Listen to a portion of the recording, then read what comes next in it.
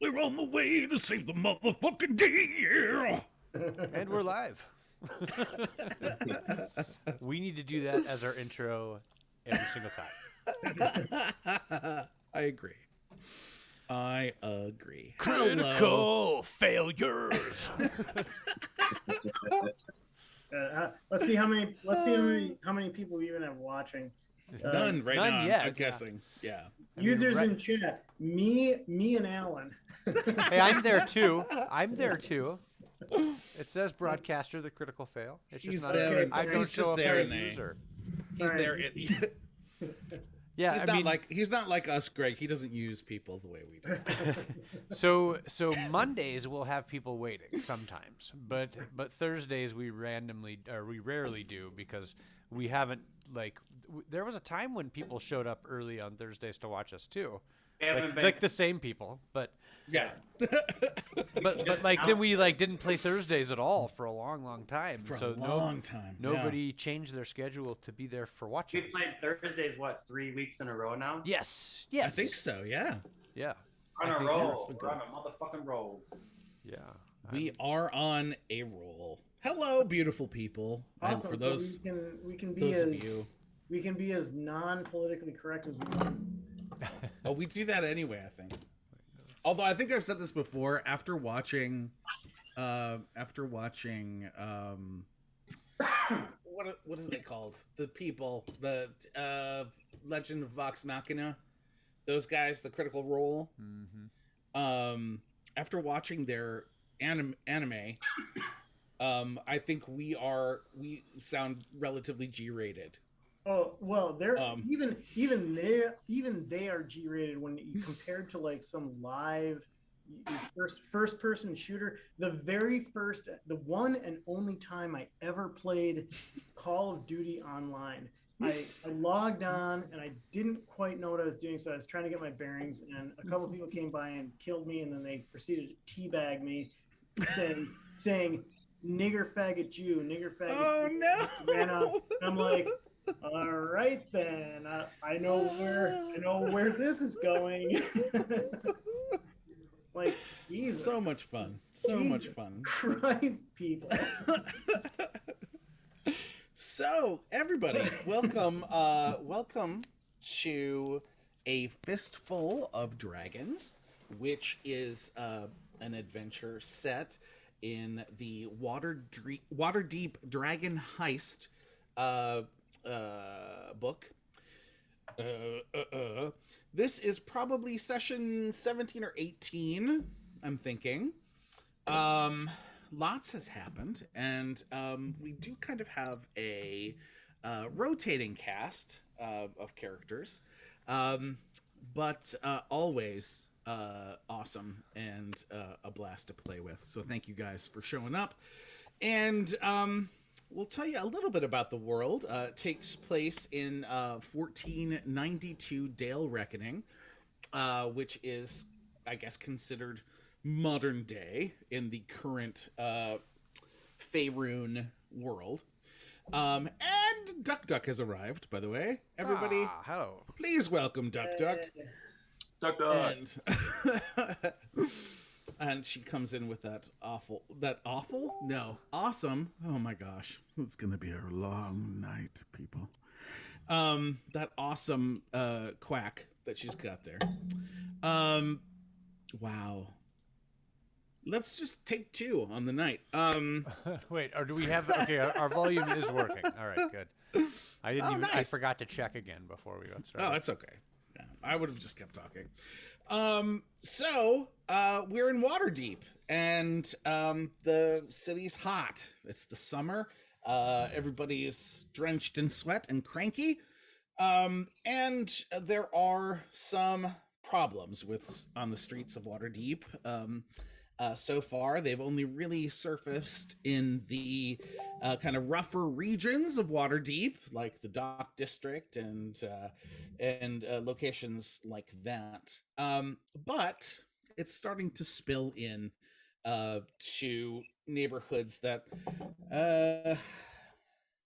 politically it would be wiser to keep safe and less threatening.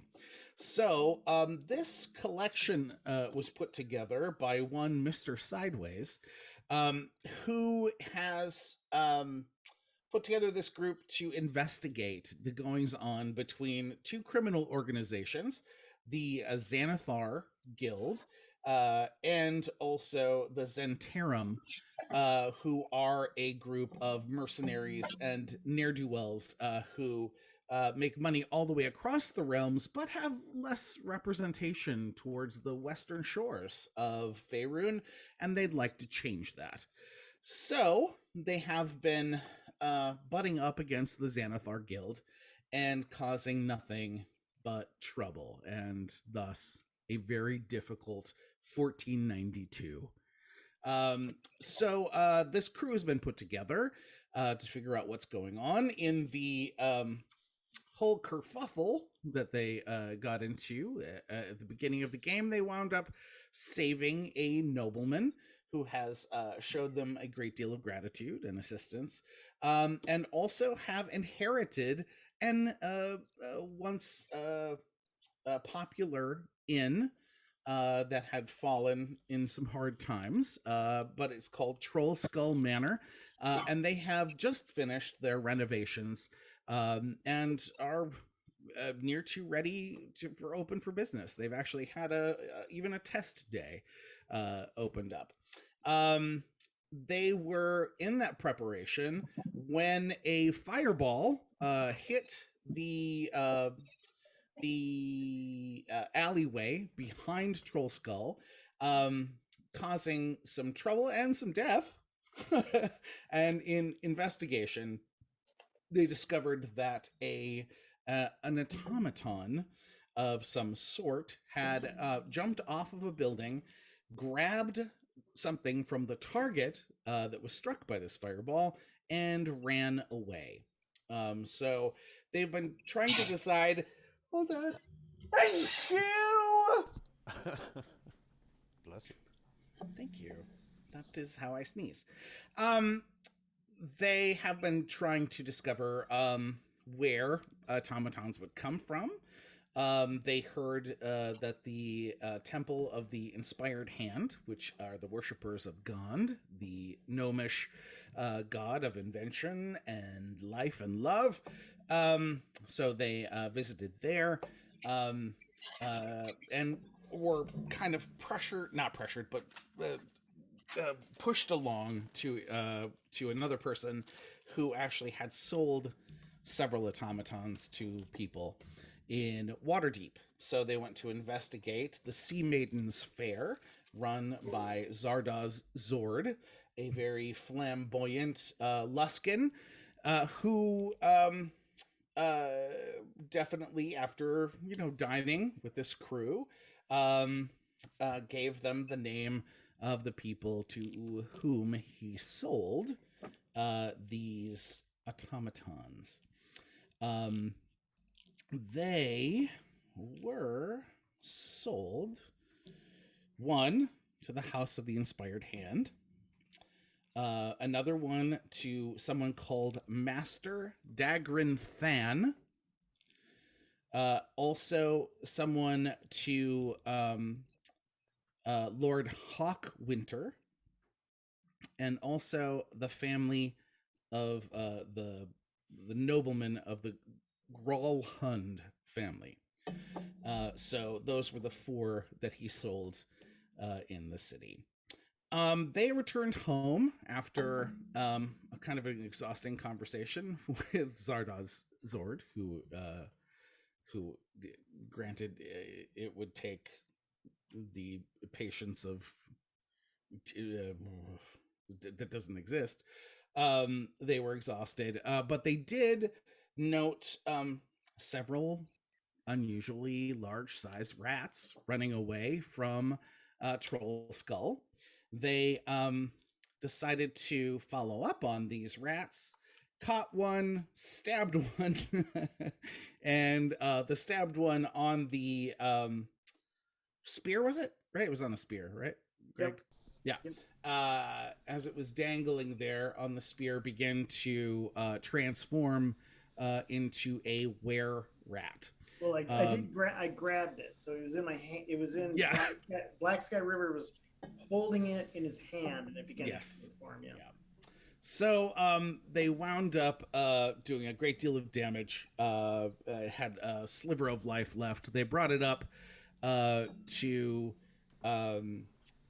the main floor of Troll Skull, tied it down to a table, found out that it's actually a halfling that had been a previous guest of Troll Skull Manor and had come back with him and his father, supposedly, to remember the place where his father had lost his virginity. So the halflings had come there, and actually, we learned had been just kind of what's the word? Not scouting, but when you're gonna steal from someplace, casing. Yeah. They were casing the joint. And so this halfling said, I have some information if you let me go. If you get me to the door, I'll just shout out the name and then I'll run. And Black Sky decided that the conversation was going nowhere and decided to choose a different form of motivation. And that was cutting off a foot of the halfling, who immediately passed out. Jingo then decided to try to roast that foot on the fire, but was eventually talked out of it by his companions, and Boomba actually stating, I might be able to reattach that for him at some point. Boomba being very good and very helpful and slightly surprised with some of the violence coming from people that he thought he knew slightly better. But Black Sky kind of spent that moment in contemplation, knowing he did the right thing and wondering why everybody seemed a little disturbed by the action. It was the civilized thing to do. Obviously. Normally, he would have just killed him outright.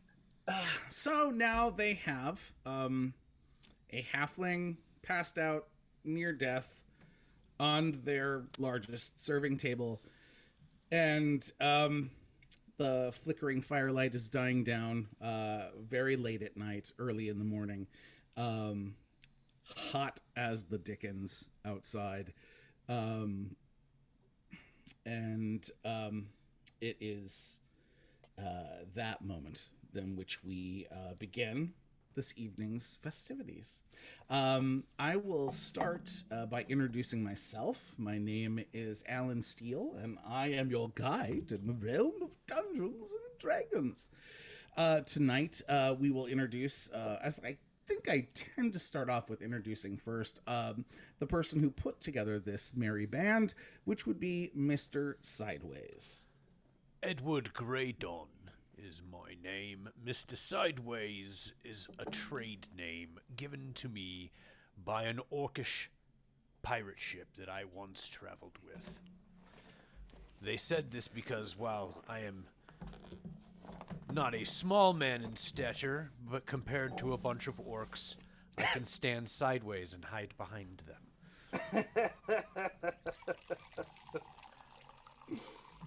Can I say that's the first time I've actually heard that story aloud.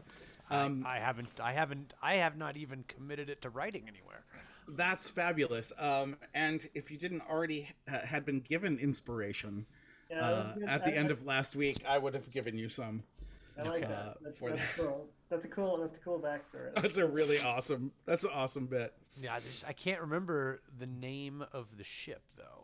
It was one you threw out there because it was one you'd heard of, and then I asked you later, and you were like, "I don't remember what I said to you," and I was like, "Well, I don't remember what you said to me either." But anyways, yes, Mr. Sideways is a man about town trying to get his comeuppance. We've wonderfully succeeded so far. We'll see what happens about getting into higher society, but this was like way better than his wildest dreams. for like making something of himself. So, anyways, yeah, he's someone who is most likely out of his element or out of his depth. All right, and Mr. Sideways, who are we going to meet next? Bomba. So I'm Bomba. I'm a male human druid, and I'm a water deep druid, which you wouldn't probably have never heard of. You wouldn't think, but we water deep druid. We take our cue from kind of the biological urban landscape, and kind of have developed a novel druidic practice in this. And Jed the Pipe is someone that who has taught me. I don't know anything about my past before Jed the Pipe. Everything is a blur, but I've kind of outgrown Jed and kind of surpassed him in ways, and so now I've joined the ranks of the Emerald Enclave and am out to just protect nature's hold on these hallowed grounds of Waterdeep. And I believe Mr. Sideways and his crew are doing that such a thing. So that's why I'm here. And as a side note, from the your old guides in the realm of Dungeons and Dragons, there he does seem to be receiving some very strong ancient vibes from the city proper that tend to flicker up and into his brain upon occasion. Yeah. How are you a city druid?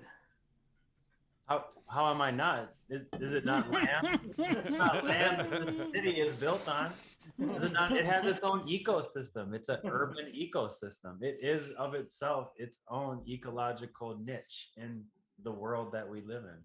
It definitely affects weather patterns because of its size and. But aren't you against? So aren't you like out to destroy all the buildings that have been built on the sacred land? Hey man, I'm just here to work with it. I'm just here to work. I'm not looking to just trying to make it good, you know? But there are definitely both in flora and fauna of the city, definitely those that he can connect to and make connections with. And I also produce herbs for your ailments as well. Salves, Herbs. smokables, edibles, bandages. The one thing I keep forgetting to edibles. the one thing I forgot to tell you, Boomba, the kitchen and the renovation of the kitchen of Troll Skull is so beautiful and so beautifully workable that you're like, I could do some wonders Oh, I know. I remember when we first kind of established ourselves, I was trying to set up kind of gardens to grow fresh produce to serve. And you've even seen a few sprouts here and there. Good. It's gonna be magical. Everyone's gonna love our food when they come down. It doesn't even have to taste good. The magic of it is just they're gonna be addicted to the magic. All right, Boomba, who's next? Oh yeah, man, Jingo for sure, man, Jingo. Well, I can only speak. I'm not so I'm Greg. I'm not the original creator or regular player of Fukin Jingo.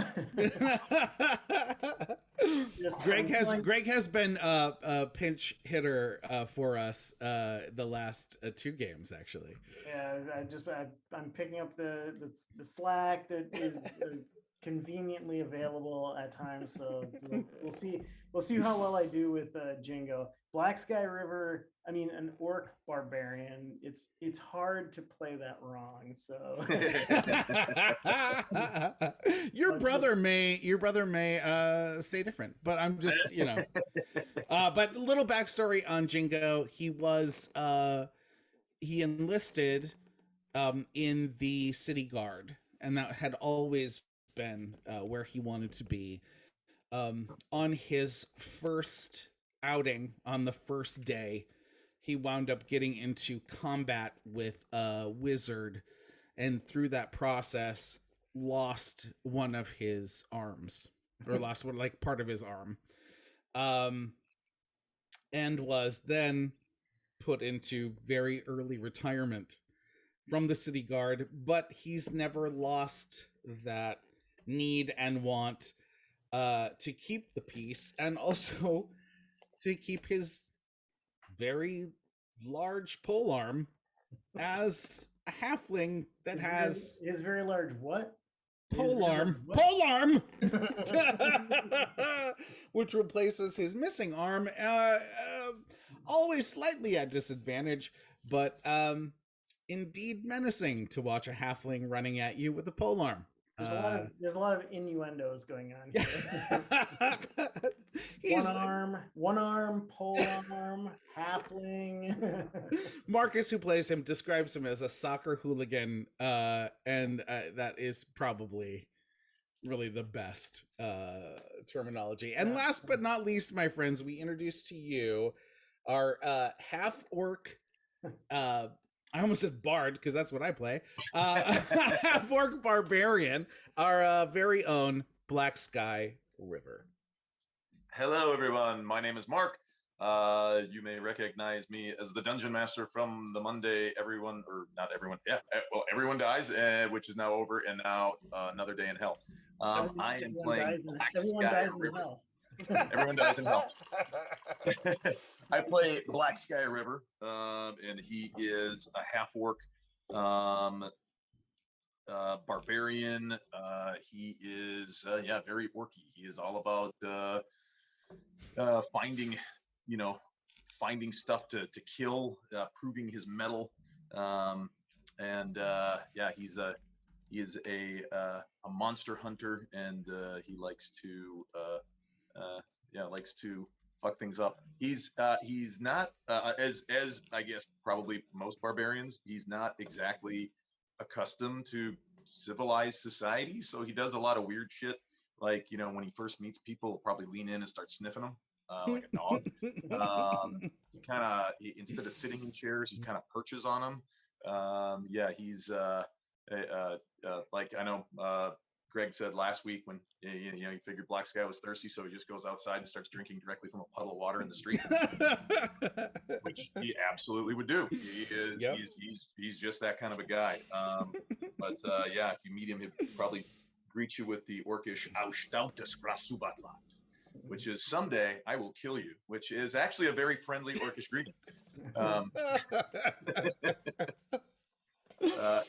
He definitely he's grown to really like Jingo, because at first he was confused, thought he was just a small child, but now he after seeing him fight a lot, he believes that as the orcs say, he has got Ang Gijak Ishi, which means he has iron in the blood, which is a very high compliment indeed.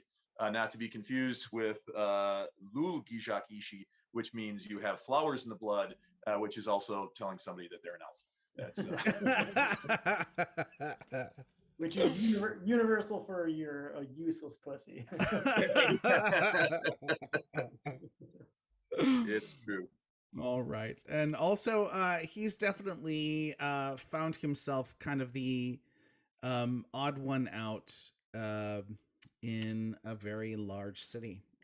It's been fairly difficult. There are some times that he has felt slightly more comfortable, and that's kind of more in the Dock District. And also, he took a stroll towards the northern sections of Waterdeep, and kind of checked out the newest unofficial ward of the city, which of course houses all the lovely smells and of the tanners and the butchers and all of those places that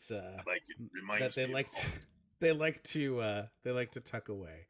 And of course, that ward. Note how slow I'm talking is because I've forgotten the name of the ward. So as I slowly talk, that one ward. It's Blade Ward. It's not Undercliff. It is the Field Ward. There we go.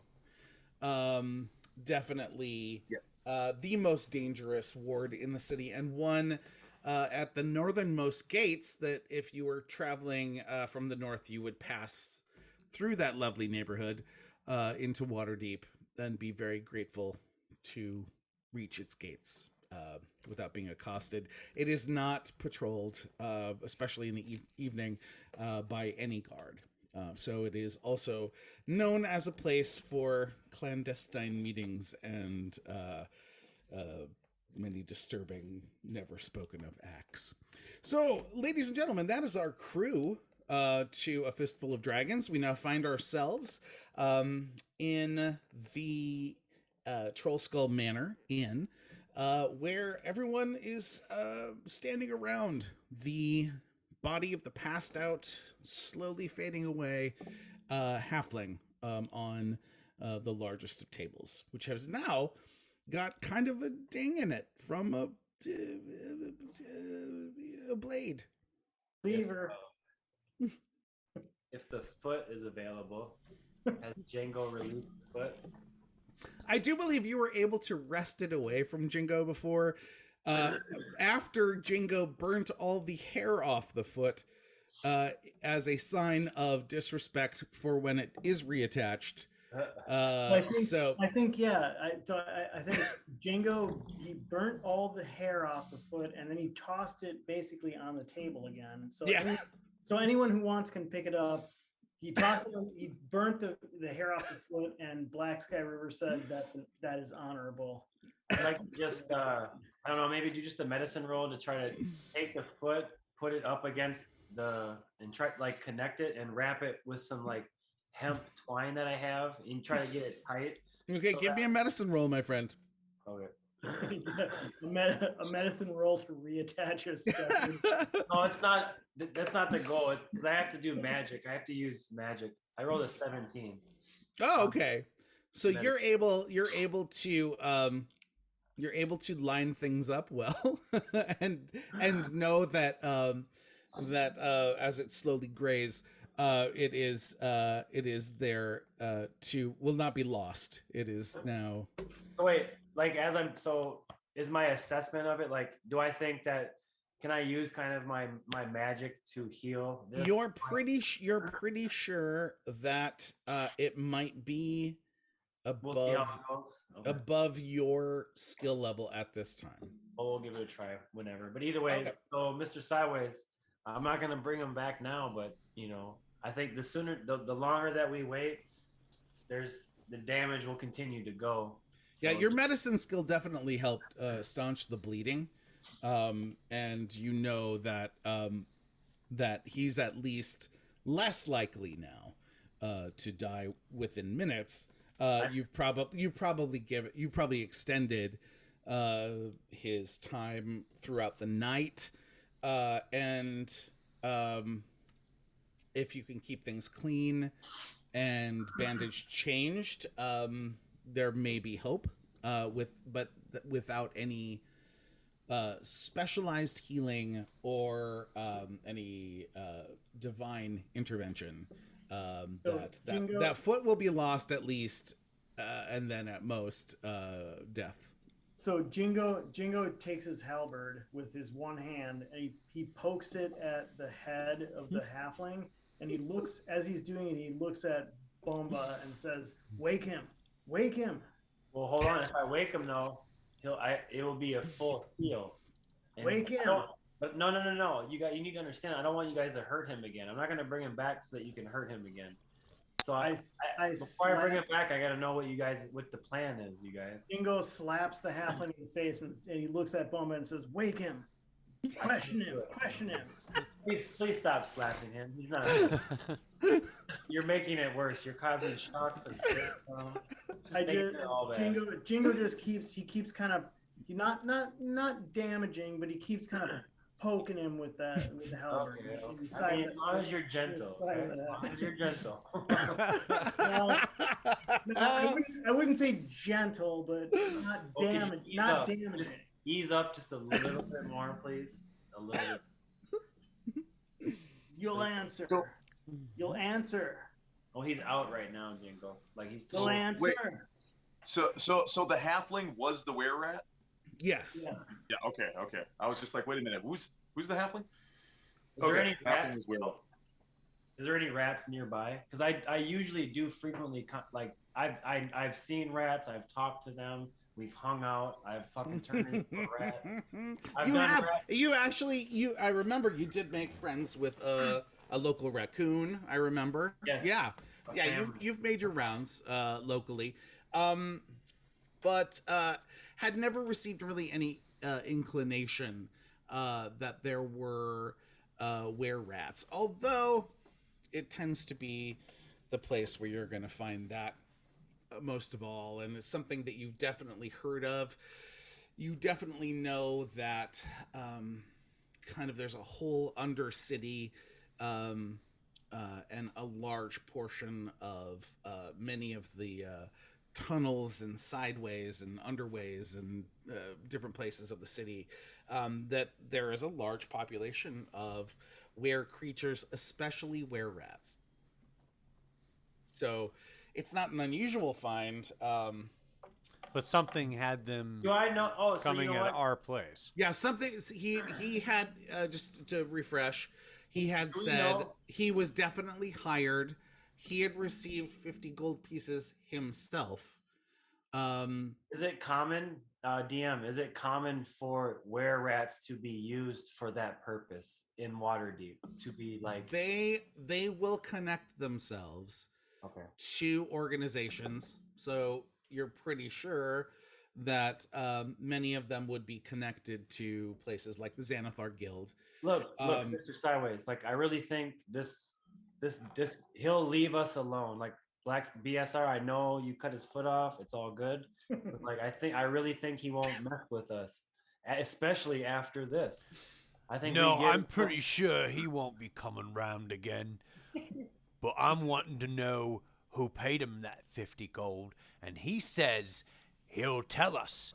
But we have to trust him. We have to let him be right by the Well, door I and think, blah, blah, blah, I making think that's terms out and the what have window you. now. Exactly. So So now he'll I tell. don't know. I'm not As I soon sure have. as what he'll tell us now. as soon as Mr. Sideways says we have to trust him, Fukin pokes him hard in the side of the head with the halberd and says, "I never trust him. Never trust him." Hey, So Jingo. every time you do that, it's just dead. It's like dead weight moving, flopping, Jingo, flopping. Jingo, you keep doing that, you're gonna make him forget what we need to know. So please stop doing that. You could make him forget. As soon as you say that, I poke him one time really hard again. You son of a bitch. Are And you then poking I him with start- the blunt end or the sharpened end? with the well, just with the with the top with the halberd. And I I was gonna kind say, of if you're using the blunt end, Black Sky will like he'll grab it and then turn it around. No, use the pokey side. Doing this wrong. Yeah. is that the warrior way? That's not. You know what? Is that the warrior way? Now, Oh, Jingo, yes. or not Jingo, Bomba, perhaps you can play the good watchman to us playing bad watchman. Perhaps maybe you can gain his friendship, eh? See if you can find out who's What paying would him be to his- come into us. So DM, what's his challenge rating as far as animal? Is he above a 1/2 or a 1/4? A 1/4? 1/2. From your knowledge, you would know that it would definitely vary as per who you're running into. You know for a fact that if somebody's he does claim to be paid 50 gold pieces amongst, and he's not the only one who got that amount. He actually, in speaking, did not speak with a lower class accent. He spoke with just kind of your standard basic common, and spoke well relatively. Right. So you're pretty sure that this is somebody who's Well, Mr. been Sideways, around.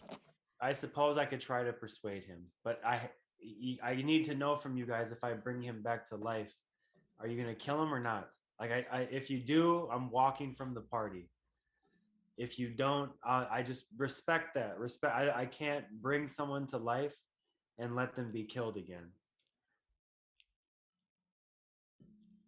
I kill enemies. But right now we know already that he was paid. This was just a paid job for an already low I kill demographic of this mercenaries. city who's being prosecuted and persecuted every single day. Do you not know that the were-rat population is the least represented population of water? You I can't kill mercenaries. I'm just saying, just have some understanding. That's all. 5 games from now, I see Jingo leading a revolution on the streets, carrying signs. Some of these characters are so easy to play, though. Like an orc barbarian. I mean, come on. Yeah. I'll say to Jingo, I'm just gonna kind of poke at the thing, and I'll say, you don't need to kill this one. He's no warrior. He's just a slave. He is Slaves do not not warrior. make war. Do whatever you want with him. But Mr. Sideways, I think you were gaining your persuasion over him. Just continue your persuasion. I will be by your side and back you up if it feels like you're faltering in your persuasion of the individual. I promise I won't kill him. I know, but you have the questions. You know what to ask. You know, you're the one. Yeah. So. Oh, I'm All right. going. I'll be questioning him, all right. So Alan, what I'll do is I'll do Cure Light Wounds, but at a higher level. Okay. I'll cast it at what's the highest I can cast it? Shit. You're at 4th level now, so that should give you, what is that? Yeah, you just got all all your spell slots back. So I can cast it at 2nd level. So Okay, cool. 2d8 plus 3.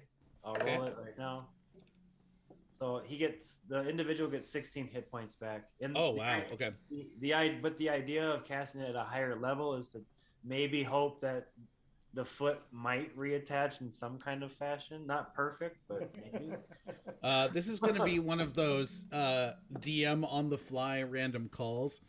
You do feel yourself connecting to those currents of Waterdeep that you have felt flow through the city. And there is the word. Oh shit! Is he still tied down? Making sure he's still tied down. Yes. Yeah. You don't necessarily feel. You feel justified in your actions. You feel like you have some support from the city. You don't feel holier than thou, but you do feel like the city has said, like, this is an idea, and not necessarily the city proper, but that throb, that wave that you get from what used to be here. In fact, throughout this whole process, you even get glimpses of mighty trees that if you walked up, there's absolutely no way your fingers would touch reaching around. So you get that flash of peace and calm, and that all is right with this action that you've done. But you do note the foot still flops there. There is no connection tissue comes back. It does. Is it healed? Does seem. No, not no. Still bloody? It's still it's not bloody anymore. It's not currently bleeding. It has stopped the bleeding, but there is no reconnected tissue. We stopped bleeding by throwing the foot into the fire. Well, I'll tell you what. After this, I'll heal him, and then I'll just let it be, and then I'll step away. With that healing, and it happens rather quickly. There is a very peaceful opening of eyes, a very calm, not a jolting sitting back up, but a like I'm awake, and Wakey. and then there's panic. That's right, sunshine. Welcome back. Ow. Uh, I'll do my best to comfort him while he's freaking out. Let's just Jingo, say Jingo will do his best to threaten him. let's just say that no one is gonna have to be worried about whether or not you're going to scamper off on us. just because I can't really. I see my leg, I see a foot, but I can't. It's gone. Your foot's gone. It's no longer attached to you, but it's healed. You're gonna be fine. I have an extra quarterstaff, an old one, that I'm gonna loan you. Did that? When you walk out of here alive, okay? Oh my God! Did that gray greenish skin bastard cut off my foot? He cut off my foot? Yeah, because yes, he did. Yeah. Yeah. Now, in his defense, he was doing what he would consider to be the honorable thing by not murdering you where you lay. I have honored him.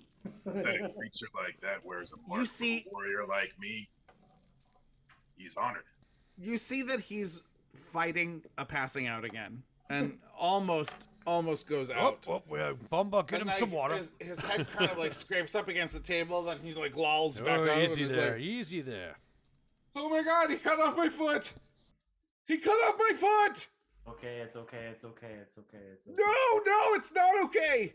It's not okay. Hey, you're a leader. You're strong. You're a leader. He cut off my fucking foot. All right, Sally. Calm down. Don't get your panties in a bunch. Now listen here. You are able to get this here foot reattached. You just need the money, and you gotta go to the right temple. Now, you said you were paid 50 gold for this job here. I reckon that ought to be just about enough to cover it for you. Now, you were about to give us a name, weren't you, friend? Yes, I was. Emmerich Froon. Do we know? The name hits immediately as that creepy bastard who was haunting Trollskull early days, and whom you heard had a bid on Trollskull. He now has another business locally, actually on the same block, that is an inn, but is not as impressive. It is definitely a especially for the North Ward, a dive bar. And I think it's called Frew's Brews. Jingo holds his halberd up above the other foot of the halfling, and he No, looks. it's Emmerich Froon. I just said it. He looks. I just said it. He looks over at Black Sky River and he kind of whispers, "Should I? No, you shouldn't. No, it's Emmerich Froon. I promise. Should I cut his other foot off? I think I have a letter. I think I have a letter on me. I think I have it. Just somebody reach into Peace be upon you, I'll grab Jingo. it. I'll grab it. I'll grab the letter. Okay. I'll give it to you, Mr. Sideways. I'll give the letter to you. Yep. I'm going to look at Jingo again with a very serious look, and I'm going to just kind of, no, not right now. Not yet. Please. No, not yet. Should I hold? Should I hold here? Should I hold to? Put it down. Tell him to hold. Maybe even tell him to put it down, huh? Put down the halberd. Okay, but what's in danger? Keep it handy, but don't have it hold up in the air. Your arms will get all tired. I won't Your get arm. I won't get, Just slip it Now make sure you're not using the other one. They're great. Yeah. I won't get tired. I'm a warrior. Yep. So okay, I'll read the letter, and if it's damning enough. It is basically this. Why have you not moved forward? They have been there for weeks. The place looks better than I have ever seen it look. You promised me quick devastation and a quick close. Act on it, or I come for you. Okay. So, Mr. Sideways, I'd like to talk to you just on the side if you're okay with it. Don't leave me! Neither of you leave me! You'll be Please fine. don't leave me! Don't leave me with the big and small one! I'll walk. You're okay. Want me to cut his foot off? Ah, no, he doesn't! He doesn't! No! Should I cut his foot off?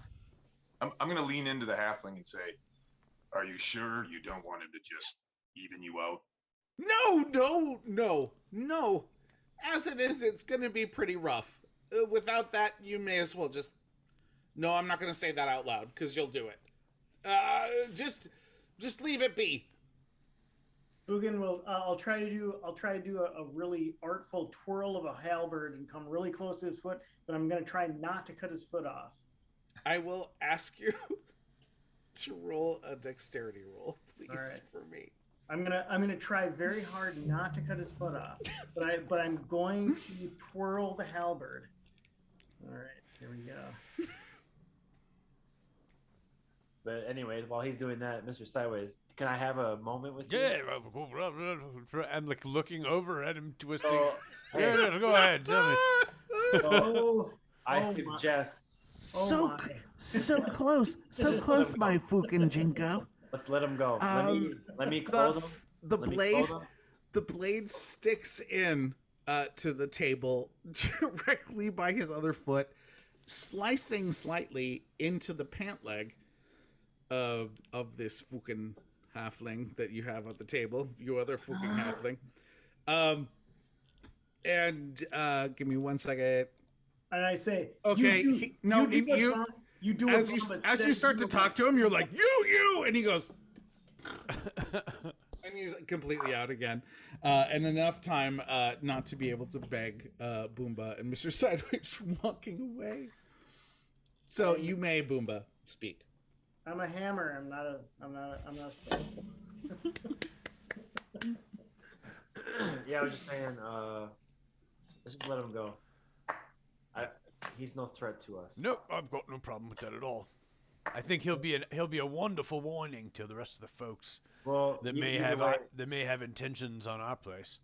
No, I think it's better to establish a positive relationship with him and his kind. It could be beneficial, and just so you know. So I'm gonna try to smooth it over, if you don't mind.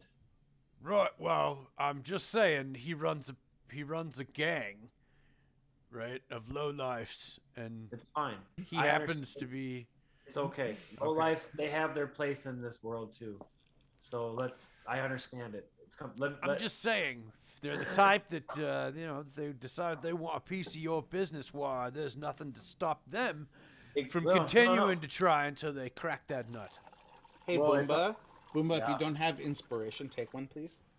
Yeah, but otherwise, Hey. I think we have nothing to fear from him. but imagine him and his crew on our side, and not against us, but at least on our side. At least, if not anything, it's respect. Respect may gain. You know how it works here in Waterdeep. Come on, we've gained respect Aye. of the leader of that clan. I think And Black in Sky their Knight, business, we should what be we're doing is exactly where you gain that respect.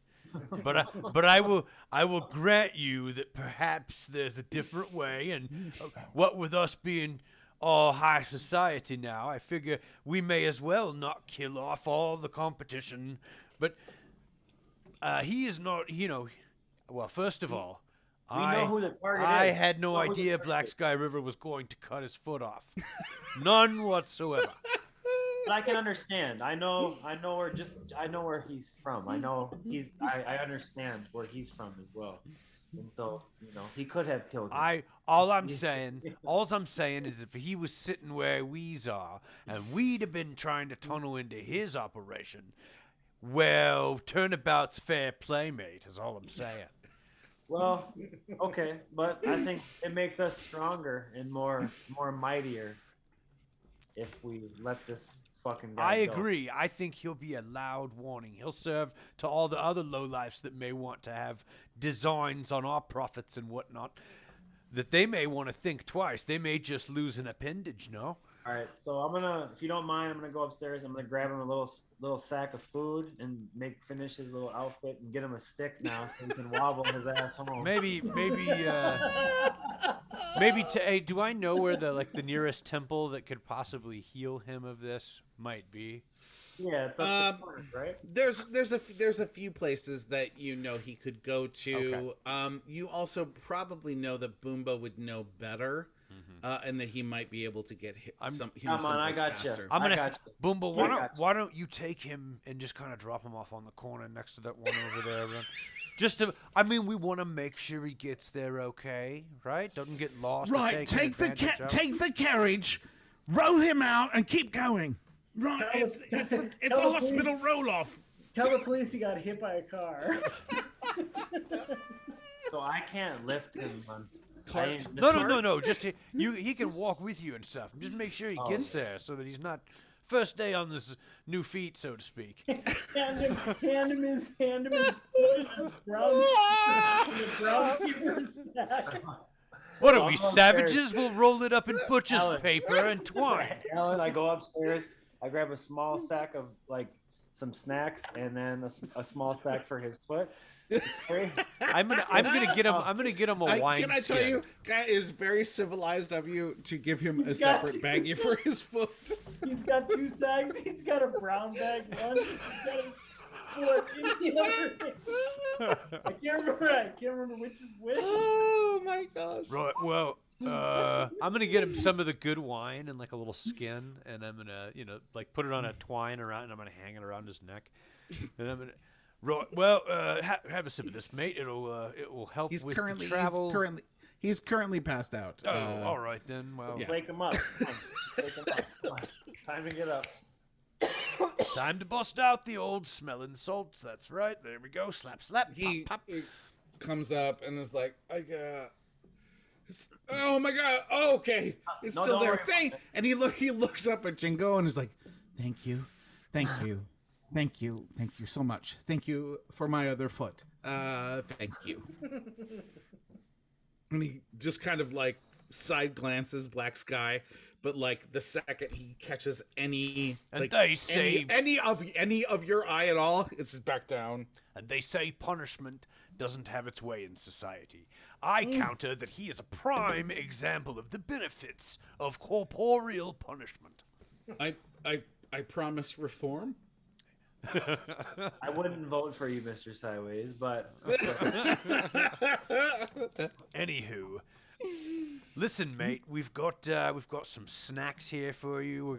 Boomba here's gonna help you get down to that temple over there on Underbridge Street. And this right here is a skin of some of the finest wine that you will ever have your chance at. Well, at least not anytime soon. Anyhow, we're going to get you over there, have a sip of this. It'll take the edge off, and the walk will be a lot shorter. Boomba's going to help you get there, what with it being your first day on your new foot. And listen, tell everybody what happened, right? Good luck to you. Cheerio. He takes all of it in with that wide-eyed shock that you would probably expect from somebody who lost a foot but wasn't able to bleed to death. There's the pub. There's the pub. Here's some really nice wine. See you later. Here's your foot.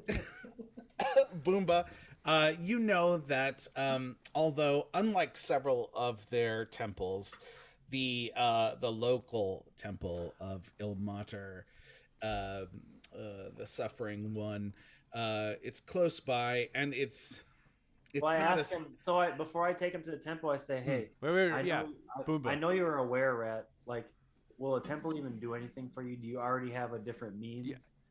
to do If you to take care of if you don't say anything, I won't know. I don't even need to know where you're What- going. But what I look- do want to tell you this is if you or any of your crew are in need of medical treatment and it's an emergency, you can just come to me, okay? Just as respect for the limb that you lost, let me try to do something for you and your crew, okay?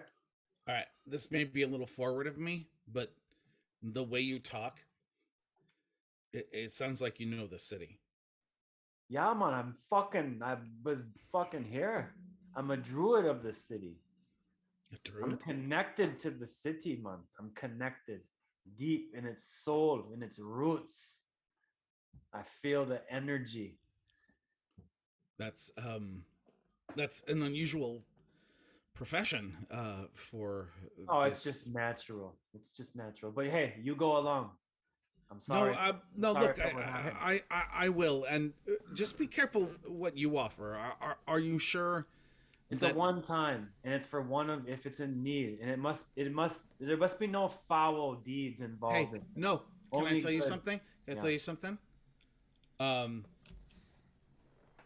would certainly not call myself a gentleman, but the offer is taken as it is presented, as one time. I will hold you to it. If we need assistance, medically and healing wise, Yeah, for one time. I gotcha. So, All right. so guys, Because- before I was trying to let you know that oh, before Mr. you guys left, I was gonna pull Bomba aside and be like, Yeah. like if the costs aren't too extravagant for the healing, just cover it out of the treasury here. We'll take man, care he's of probably got some ways to do it. He's a fucking rat. And you also No. know Well- Ilmater is even in this in this ward very willing to please, and if the price is not too high, there is a lot of loving care given at the House of Ilmater. How much anyway. do you bring? How much do you bring, by the way, or how much do you offer up, Mr. Sideways? Well, I mean, I didn't know if he needed to pay for it right then and there. I was gonna ask if I know what the cost is, like. Your knowledge is not well. I mean, I'll give. I Grounded. tell you what. I'll say. Listen, Bumba, here's 100 gold. I don't know how much it costs to have a limb reattached at the House of Ilmata, but if it's more, hopefully you can cover it. Ask them. So- Come and get me. I want to make sure that his man. foot gets attached again, and I want him to, just to understand that we are serious folk and that we are not to be trifled with. But I did not intend for him to lose his appendage. Okay. So after me and our newly found friend depart, I give him that bag of gold and I fucking part ways.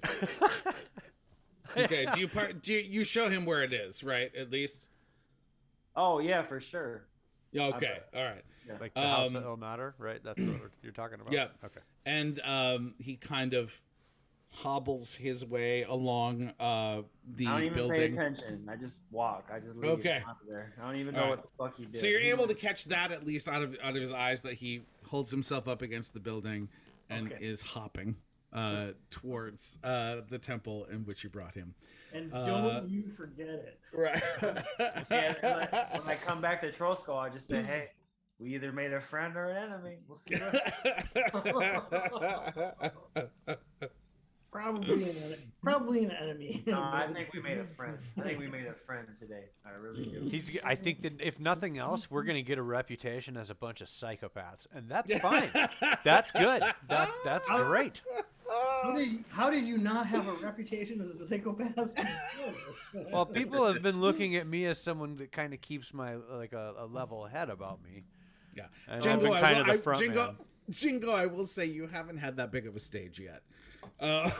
So as the stage continues to open its curtain, slowly that is revealed. All right. when Boomba is gone and is bringing Ilmater, bringing the gentleman Bringing to Ilmater. the Oh shit! Clean yeah. up. Yeah, don't worry. Ilmater would just bleed on the floor. That's all that would happen. So as he's away, is there anything that you guys want to take care of while Boomba is out and about? I don't know if there's anything. I can't recall what we were in the process of doing when we were coming home from somewhere, and we saw. That's when I saw them messing with stuff, and I took Right. off. So you were coming back from the meeting with Zardoz Zord. Zarda Zord, and I yeah. forgot who that was. I heard you mention that name. He was the very flamboyant captain of the Hellraiser, you know, of the Sea Maidens Fair. And you do have the list of names of people who purchased automatons from him. Oh, that's right. That's right. Do I recognize any of said names on list? You do not, other than the House of the Inspired Hand, which you guys had gone to and asked them about automatons, and they sent you to Zardoz Zord and the Sea Maidens Fair. Yes. So go ahead, Black Sky. I was just gonna say I have a bunch of that written down as well. Yeah, the Temple of Gond leads to the mechanical men. They are nimble rights at the Temple of Gond and make mundane mechanical men. Yeser Dark Block, a gnome nimble right at Temple, talks fast and agitated. He said, yes, the Master of Ceremonies at the Seaside Fair has info on new nimble rights. His name is Captain Zord. Elam is working for him and has a handle that looks like a crossbow without the bow. Elam, I'm not sure who the fuck Elam is, but I probably have something around here. But at least Elam is somebody. But Elam is somebody somebody who hangs out with Captain Zord. Yeah, because right now we're trying to get the whole mechanical men thing. We're trying to get basically the what is known is the direction the fireball came from. And it is known that it came from a necklace of fireballs because someone has that in their hands. That it came from the rooftop and roughly around the same area where the nimble right jumped down into the square to grab something off the body. Right. That is what is known. Well, Neverember told us that the gnome that was killed had a stone of galore. Yes. I have that one. So, and I'm not exactly sure what the fuck the stone of galore is, but oh yeah, okay. So Raynar Neverember, fancy man we found in the warehouse, says he was kidnapped by Zentarum and questioned about the stone of galore, which points to a cache of stolen gold worth more than 50,000. Okay, so that's what the stone of galore. Apparently, it's like a points to a magical treasure, a big ass treasure thing. So awesome. A hidden vault, if you will. Could possibly be. And there could be some sort of hint in the name of the module. Dragon Heist. The gold piece in Waterdeep is called a dragon. Ooh. Just saying. Dragon Heist. And ladies and gentlemen, after 18 sessions, we get to the meaning of the name of the module. No, this means nothing. I think we should kill more people and just... There's so many bad people in Waterdeep that cause so much trouble, and parking violations. I just had... Okay, raise your hand if you know who the comic book character Casey Jones is. Oh yeah. Yeah. Yeah, everybody knows, right? Okay.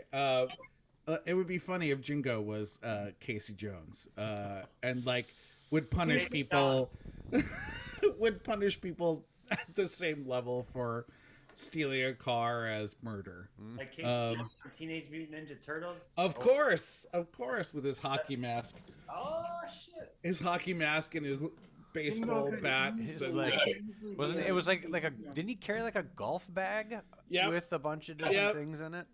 his first appearance was in the Raphael single shot comic book, where Raphael is the perfect person to meet Casey Jones, and it was Casey in the Jones- movie, Casey Alan. Jones is the epitome of lawful neutral. yes, yep.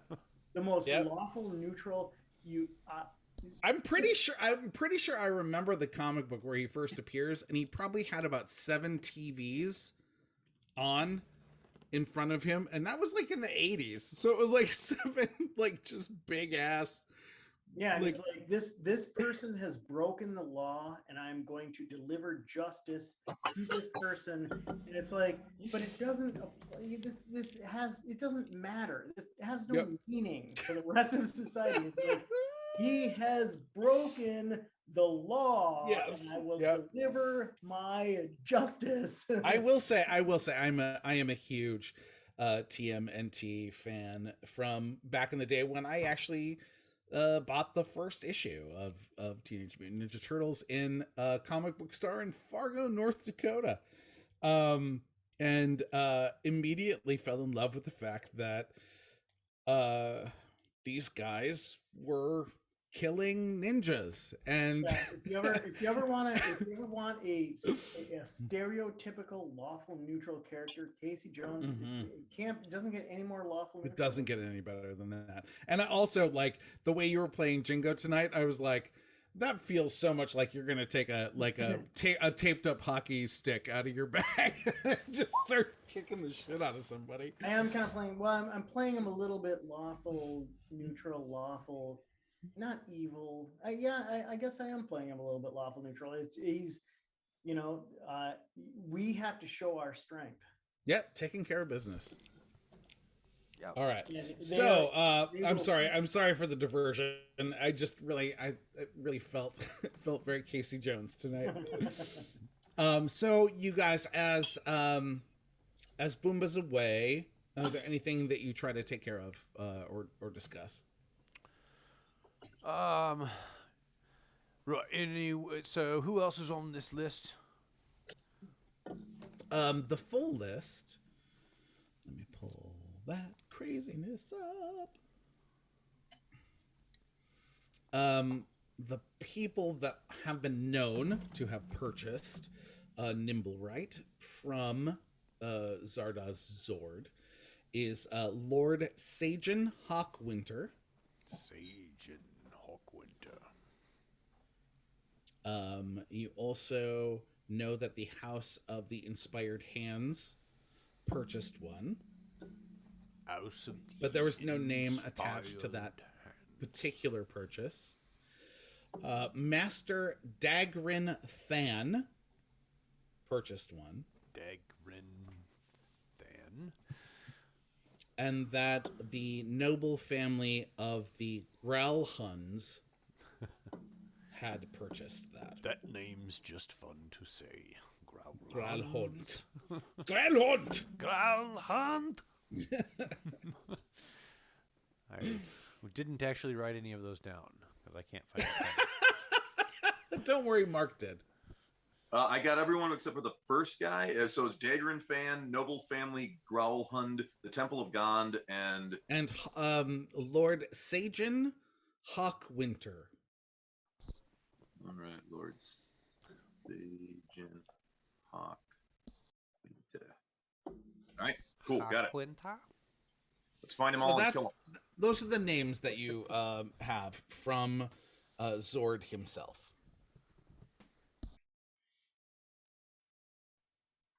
All right. Am I familiar with any of those names? I mean, other not the House of the Inspired Hand, but any of the individuals. How long have you been in Waterdeep, Mr. Sideways? I mean, this time around, probably 3 months. But before that, I've done stints in the past year, Okay. and I'm here and then because of my, I don't know if you recall, I have an affiliation with the Harpers, and so Right. Right. I do get like briefed on the changes since the last time I was here Sure. when I returned. One of the biggest events of the last few years that you may have missed out on is that there were several uh, high-profile assassinations throughout the city, and of noblemen and also higher-placed members of guilds in Waterdeep, um, and that they made really big really big in the press throughout the city. Um, it is rumored, and this is kind of throughout the city. It's not a secret. It was definitely like National Enquirer style. That some of them, or all of them, were members of kind of the High Council of Waterdeep, those people that are the hidden rulers, those people that are the masked lords of Waterdeep. At any time, there can be up to 20 of them, but the numbers change and shift. Sure. Sometimes due to assassinations, sometimes just due to the needs of the city proper. Right, general house cleaning or something other. So it's something that happened. The only name out of those that sounds familiar, and you're not sure why, so it doesn't play as large as you thought, but for some reason Growlhund sticks in your brain. Something that you probably saw in some like random sheet that you like used to like it was like your food was delivered in. Like that you maybe caught the name. They what, own a textile operation or something? You're not sure. Just that there's definitely a nobility tied to them, and that their name was pulled into it somehow. But you don't think they were a major player because you were able to kind of you probably could name. I can't currently, but you could probably name at least like 5 assassination victims. Okay. Like it was that big enough to be like, oh shit, well, noblemen better start freaking out a little bit. So that's that. But Grelhund is the name that most sticks in your head. Okay. Well, recognize one of them, but the rest mean nothing to me, so I can't unfortunately help narrow our search any by the names alone. We'll have to just visit them all. Sideways, what was on the paper that Half Rat gave? Paper that Half Rat gave. Dungeon Master, what was on the paper that Half Rat gave? It was basically like, why haven't you done what I asked you to do? Get your ass in gear. Oh yeah, this was the signed Emmerich Froon. Yeah, it was from Froon's Brews. I think I kept that. I didn't think I gave it back to him, right? Nope, you did not. Yeah. You kept it. I'm like, and I will say, it basically says that this Emmerich Froon caricature was actually paying the Rat Man to break into our operation here to try to disrupt it and bring it down. He is our true enemy. When Froon's name is mentioned, I believe you were the very first one to catch him kind of gazing longingly from the alleyway. You kind of remember him as kind of a burly, knuckle dragger type gentleman who, was probably in full apron and, like just coming from work, staring at the place that he had wanted. So you remember him keenly. Jingo, you remember hearing about him, but it was not something that you had really tied into anything. When I hear about him, Jingo he leans back with his halberd up and he takes a sharpening stone and just says, sounds like someone needs. Actually, I can't do it with 2 hands because I only got 1 arm. So he leans his halberd against his shoulder and has a sharpening stone. And it's in his teeth. Sounds like someone needs killing. Sounds like someone is killing. Sharpening. Black Sky's already walking out the door.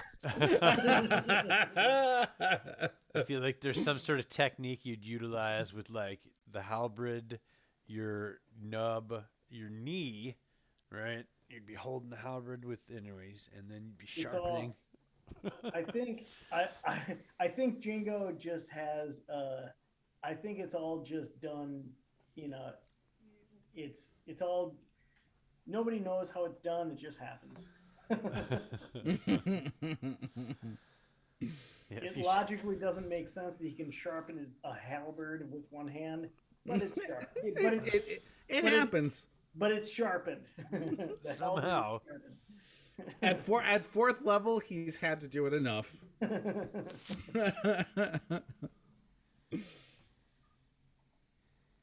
Yeah, so that would be all we do while we. Okay. Discuss, so Jingo, your trip was rather quick.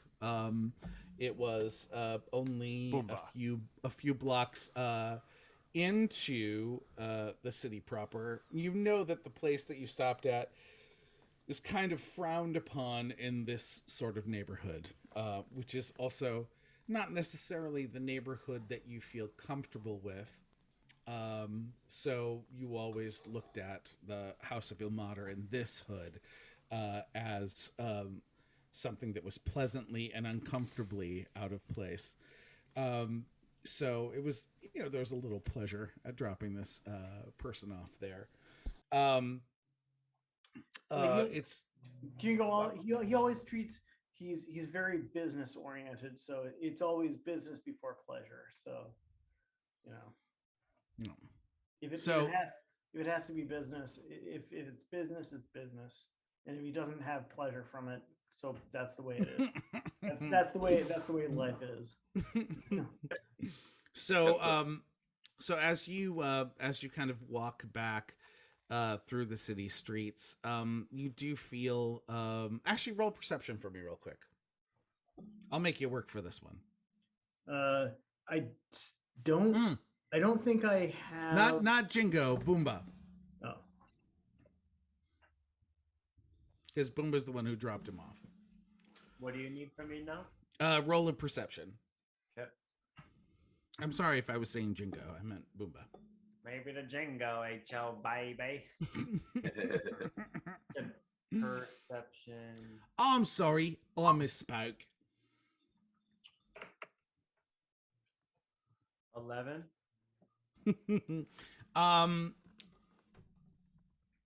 Yeah, it's not something that's terribly hidden from you. You don't get the feeling as strong, probably just because of it's been an exhausting night. But you definitely get a feeling that as you walk away from the temple, that vibe you get from the city streets is lessened. You may have not have noticed it approaching, that it had heightened, but as you walked away, you definitely felt that was pulled away from you a little bit, and that there's something special about that location. Cool. Arriving back home, everyone's kind of in the same locations. They apparently have just finished speaking about something, and there's kind of a silence that you get in after there hasn't necessarily been a decision made. There's that thing hanging in the air. I'll have some wine if you don't mind. And how are we gonna go talk to this guy? This fucking guy that he mentioned. The one that hired him to come fucking rob us. Yes, I believe that Black Oh, Sky River has already. No he's talk is needed. he's going to speak with him directly himself. Oh, you weren't lying. You actually left the building. Oh Well, yeah, I'm like walking out the door, and Oh, then I'm It's like, probably I'm waiting for Jingo. just a heads up. It's like 3:00 in the morning, roughly.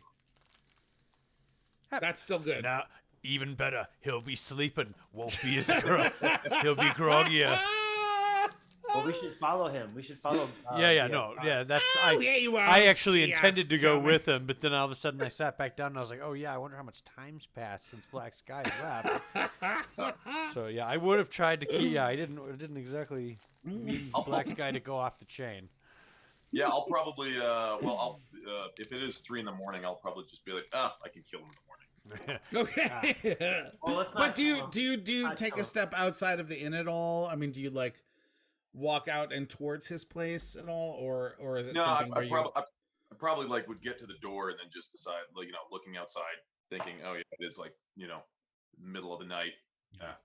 Black Sky. So Black Sky here in Waterdeep, issues instead of dealt with the blade or the fist or the club or the claw or whatever, it's dealt with.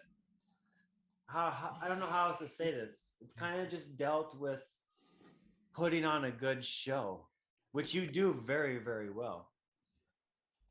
Intimidation, for one, goes a long way in this city. He'll And be very especially- intimidated when I kill him. But you have to understand, if you randomly just start killing people in this city, especially connected people, the law will come very hard down on you and us. And then there's no hope for us. We can't fight them right now, at least. We're not strong enough. Sideways has a paper that half rat thing gave. It says this man was hiring those half rats to attack us. This is justified. There may be something deeper than that, though. They may even have been hired by somebody themselves. That's kind of how it goes in Waterdeep. It goes deeper and Chop deeper. off his foot and see what he says. But just mind you, if you chop off the wrong foot, it could bring doom to us instantly. Imagine the whole city on us on an instant, in a moment's notice. The whole entire city. But if we chop off all foots, then we won't have any enemies at all. I will then- chop off the feet of all enemies that stand before me. Well, then, my friend, I'd say your mind is sick. But still, we would be at an advantage. Even if I am sick, we're at an advantage if we chop off all feet. He'd make good trophies. Heads make better trophies. In wartime, though. And why in peacetime? Why chop off feet in peacetime? To make us strong. Hey, Greg, to write as Jingo, go to the little cog on the upper right-hand corner. I know I've tried that. It doesn't give me that option. It doesn't That's give you the weird. option to do display name. Yeah. It only display. I mean, it gives me a few options, but it won't. It doesn't give me the option of Jingo. Oh, interesting. Yeah. That's Hold on. weird. I might be able to put in it like manually. Let me see. Yeah, I just changed mine to Jingo. So All right. Let's see if this works. Hold on. there you go. Yeah, you got it. Maybe the Jingo had Joe baby. Okay. Yeah. Yay. All right. Yep. It does. Yeah. All right. I didn't try just manually changing. Just typing in the name myself. So.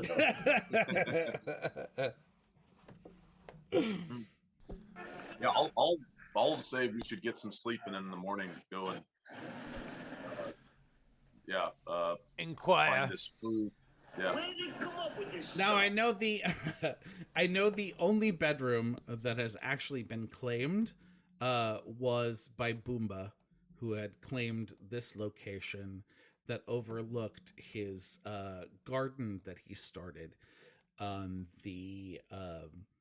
Oh yeah, I'm on. on the Beautiful. southeastern side of the building. Oh, it's beautiful. So he's kind of claimed this room here on the, I believe that would be the second floor. Thank you. There was, I think, Black Sky. There was like one room that was like the wall was partially collapsed or some shit, and the whole thing was a fucking mess. And I think that's where Black Sky was like camping out because he liked it because it was like underneath the open sky, and so he was like, all right, we'll just... Do look around the new map. That unfortunately has been fixed. But I would say the closest that you have to that would be directly underneath here, underneath the highest point in Troll Skull. So whatever is directly under that, I believe it's this right here, possibly. Yep. Chamber. Yeah, right there. All right. Yeah. That's where I'll camp out. Okay. You do note, well, since you have claimed this as your own, you've been able to, here's a good question for you, Black Sky. Your comfort level, as you're most comfortable sleeping, with that kind of fresh air, you're more comfortable not surrounded, by walls. How would you make this space your own, and claim it? Would you bring in those comfy beds with? No, I'd probably just sleep on just some straw or something on the ground. Like, Okay. More than likely, you've had to basically just, like, rip it out of other pieces of furniture. Yeah, Jingo will emulate. He's gonna do what Black Sky River does, even if it means turning a more comfortable location into a more uncomfortable location. He's going to make it that. Can I tell you, the area of that room and that following room, to me, is going to be like you have entered another biome. We're gonna call that. And what's funny is it is the only room attached to the bath, which is kind of my favorite thing about that.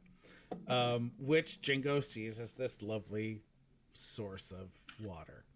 I'm sorry, Black Sky sees. Why do I keep saying Jingo as like the utility name that I've got in my head tonight? I don't know. I'm crazy.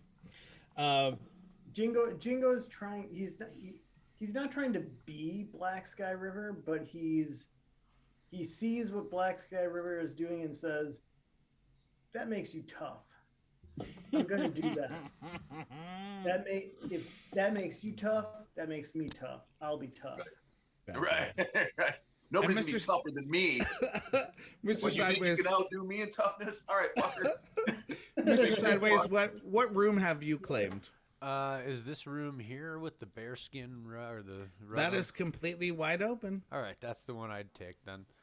And do note it is relatively close to the privy. Yep. And there's also looks like another bathtub connected to it as well. Yeah. Plus, there's an office over here, and I'm gonna start keeping the ledgers in there and studying them, before breakfast every day. Excellent. You do note and have noted as this whole process has been going on that you really, especially for those of you who understand Waterdeep and know what Waterdeep is, for most people that have been here for a short period of time, that this is not a standard. Oh! What's up, guys? What the fuck, Jingo? Here we go, Marcus. I'm not playing. I'm just hanging out, I know, spectating. Marcus. I'm just telling you. Somebody has been playing the shit out of your fucking halfling tonight. Yeah, fucking Greg always kills it when he fills an empty seat. And always kills it. I love it. He's figured out a way to sharpen your fucking halberd with one hand and make it look cool. Yeah, no, Jingo is competing with Black Sky River to be who can be the most fucking badass. Absolutely, I love it. Yeah, And no, I think honestly, I just know how brilliant you were with Black Sky, and yeah, I just want to see all the brilliance that you pull off with Django.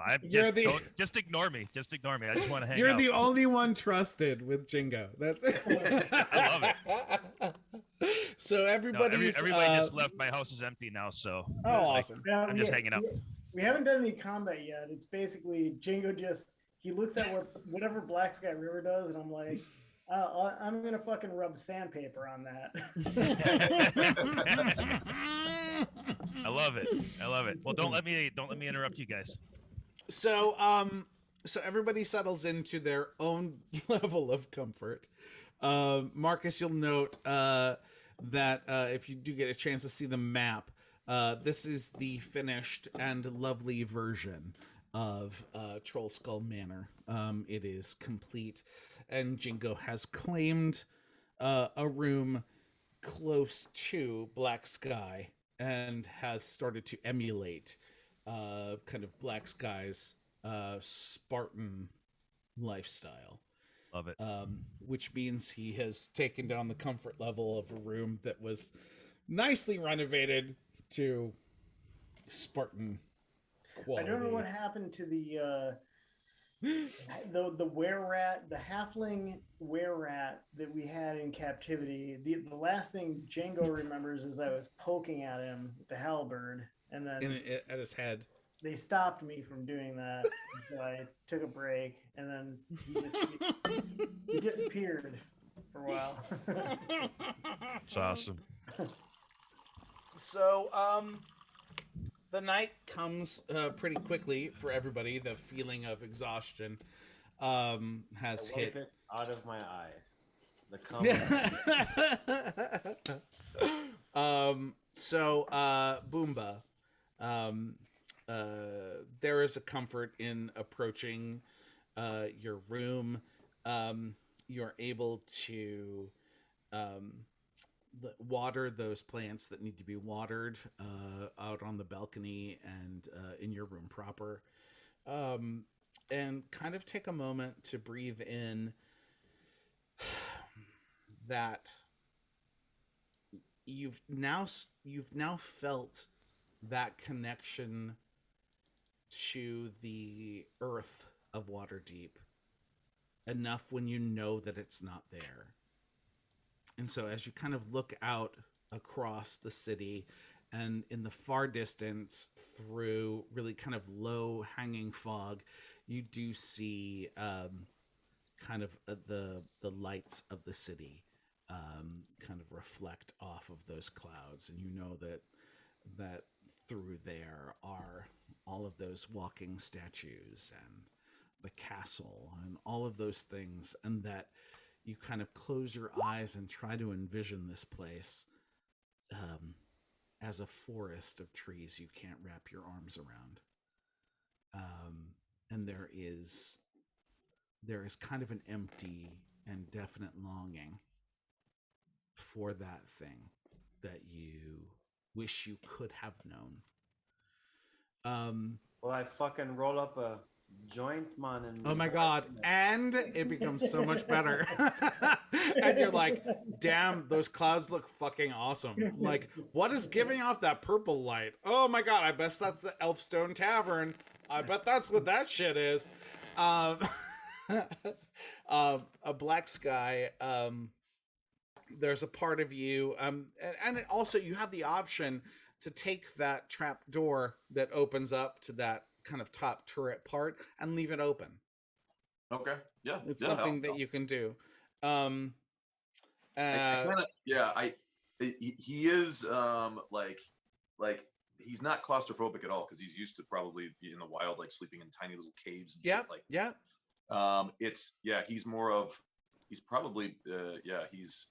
he probably feels more claustrophobic around the amount of people, as opposed to the building walls, right? Okay. So this place definitely, especially with kind of the very Spartan thing you've given it, and also the fact that there's a part of you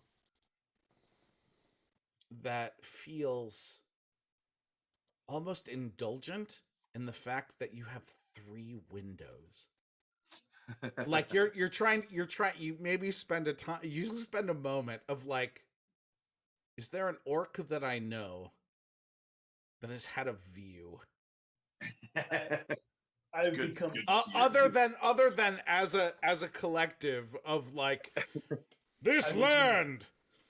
But you have this almost voyeuristic view on the city that feels awkward, and yet there's also an element of it that's intriguing. Intriguing that you haven't necessarily experienced all that this enclosed world has to offer. And that there's probably a lot of things out there that need to stop living. Oh God, yes. And that you could assist them in that.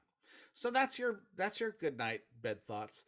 Mr. Sideways, when you walk into your lovely appointed room with the fire still going, it might be a little warm, just because of the night, and even though it gets a little chillier at night, there is still that heat. But the fire, that's the just basic bare embers right now, and that you're pretty sure that Leaf has made sure that those fires stay lit.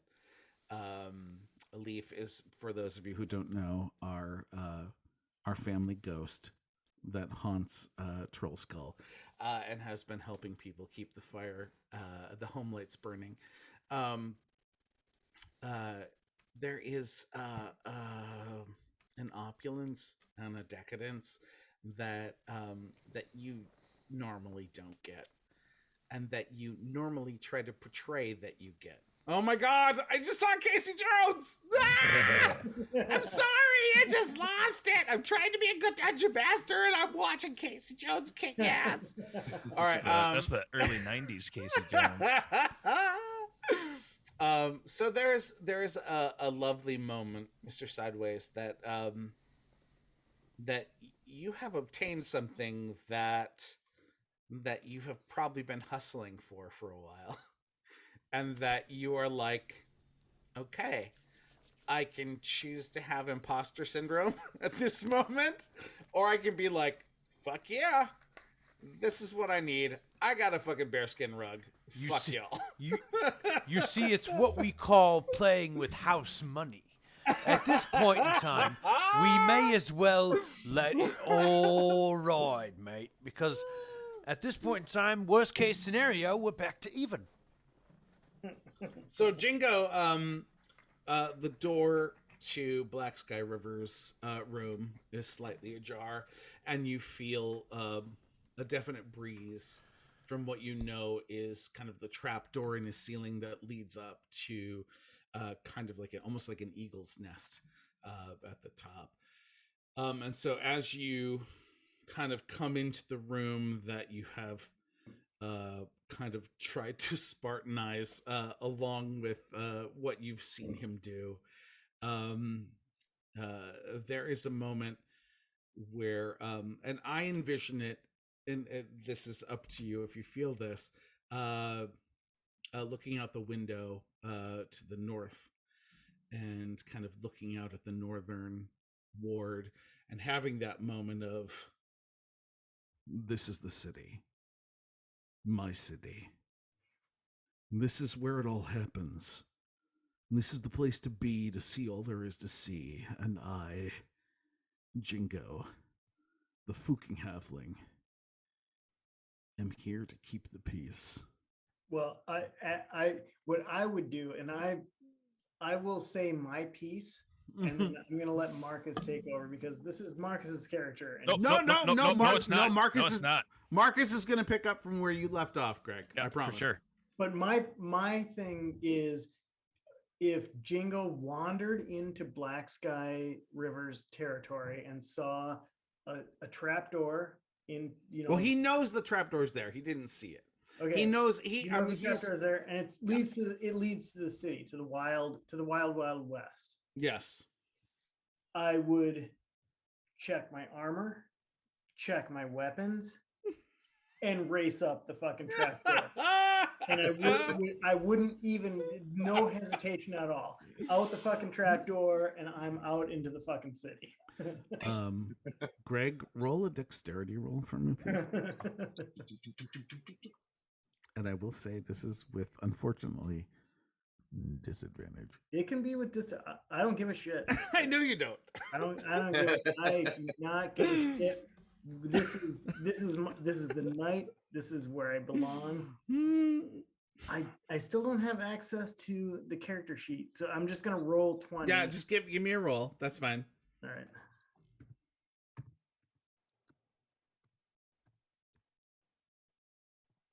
Shoot. All right. That's it. Okay. So basically, when you come in, you definitely have a hard time bringing the pole arm into the room. So you have that moment where you're like, damn, yeah. And you kind of have already angled it back because you're used to that. And you rest it on your shoulder, but there's something like it just gets caught up in something behind you. The more hard time he has with the pole arm, the more I'm going to fight against. I'm going to fight against it and fight to push it through. Black Sky, you do note all of these things happening as you have positioned yourself to kind of see the stars from where you are and your location. Right. Your door kind of, it doesn't burst open because it was already kind of cracked, but it definitely opens and you see Jingo struggling with his pole arm, trying to pull the pole arm that is apparently caught on something. I'll kind of, if it looks like it's caught on something, I will reach over and no, and as soon as I see Black Sky reach over, I swap him away. I'm like, no, I will do this myself. And I'm gonna push through myself. I love you. Greg, roll strength real quick. I will accept no help. Even if I have disadvantage, I will accept no help.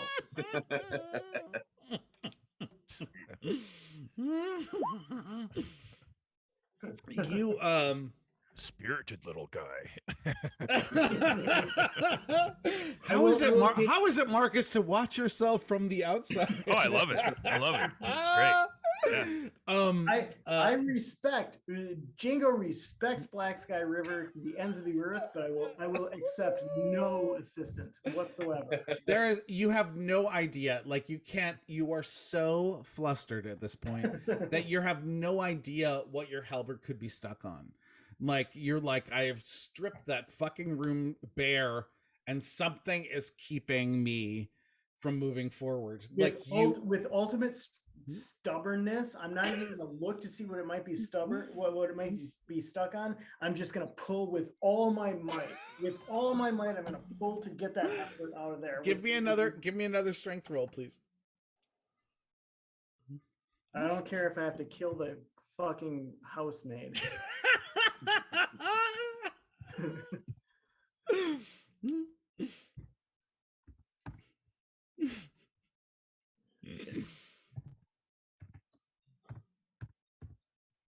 I'm sorry, Greg, you didn't have access to that. You should have had access. It's crazy.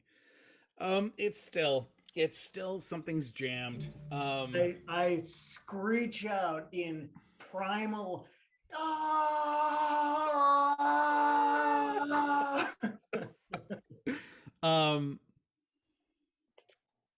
Black Sky. I spend my entire turn shrieking in primordial agony, trying to pull all of the effort. Entirely, all of the effort is in an attempt to pull the halberd up. Black Sky. Yes. You made that attempt to assist, and he had screamed no, and pushed you away. And pushed you away with his shoulder. Yeah. All right. So I'm just kind of like leaning back now, and I'm watching him, and as he gives out like the primal scream, I'll roar out like, yes, you can do it, small iron blood, go. Greg, roll with advantage, please. I'm not sure how to roll. Just basically roll twice on what you've been doing. Another inspiring half-orc. This is awesome. That's right. Hopefully that should do it. All of a sudden, you note, and you make holy shit. You make eye contact with Black Sky, who gives you a like almost a harmonic, barbaric yelp. There is something that sounds so right and so perfect Dueling in that barbaric scream. in that scream together that you hear something rip behind you. The halberd comes swinging into the room. You know that probably the shaft of the halberd probably knocked a Black Sky across the head. I don't care. You're not sure, but I don't care if you, I dislocated my shoulder. but it comes into the room, and there is a rush of both selfless and also borrowed strength. And there is a knowledge that you gain at this point that there is someone amongst your crew who supports you and your strength and makes you stronger. That's the knowledge you get, even though you're pretty sure you smacked him against the head with your You're saying shaft. You're basically saying Jingo made a friend. And that there is your tenacity. And I don't know if you're able to put it in such words. Jingo just says, and I'll say it in his child's voice. Our power supports them all. And I say, I'll just go, oh, that was glorious. Now let me try. And I want to grab his halberd and try to brace it in the door and run through it.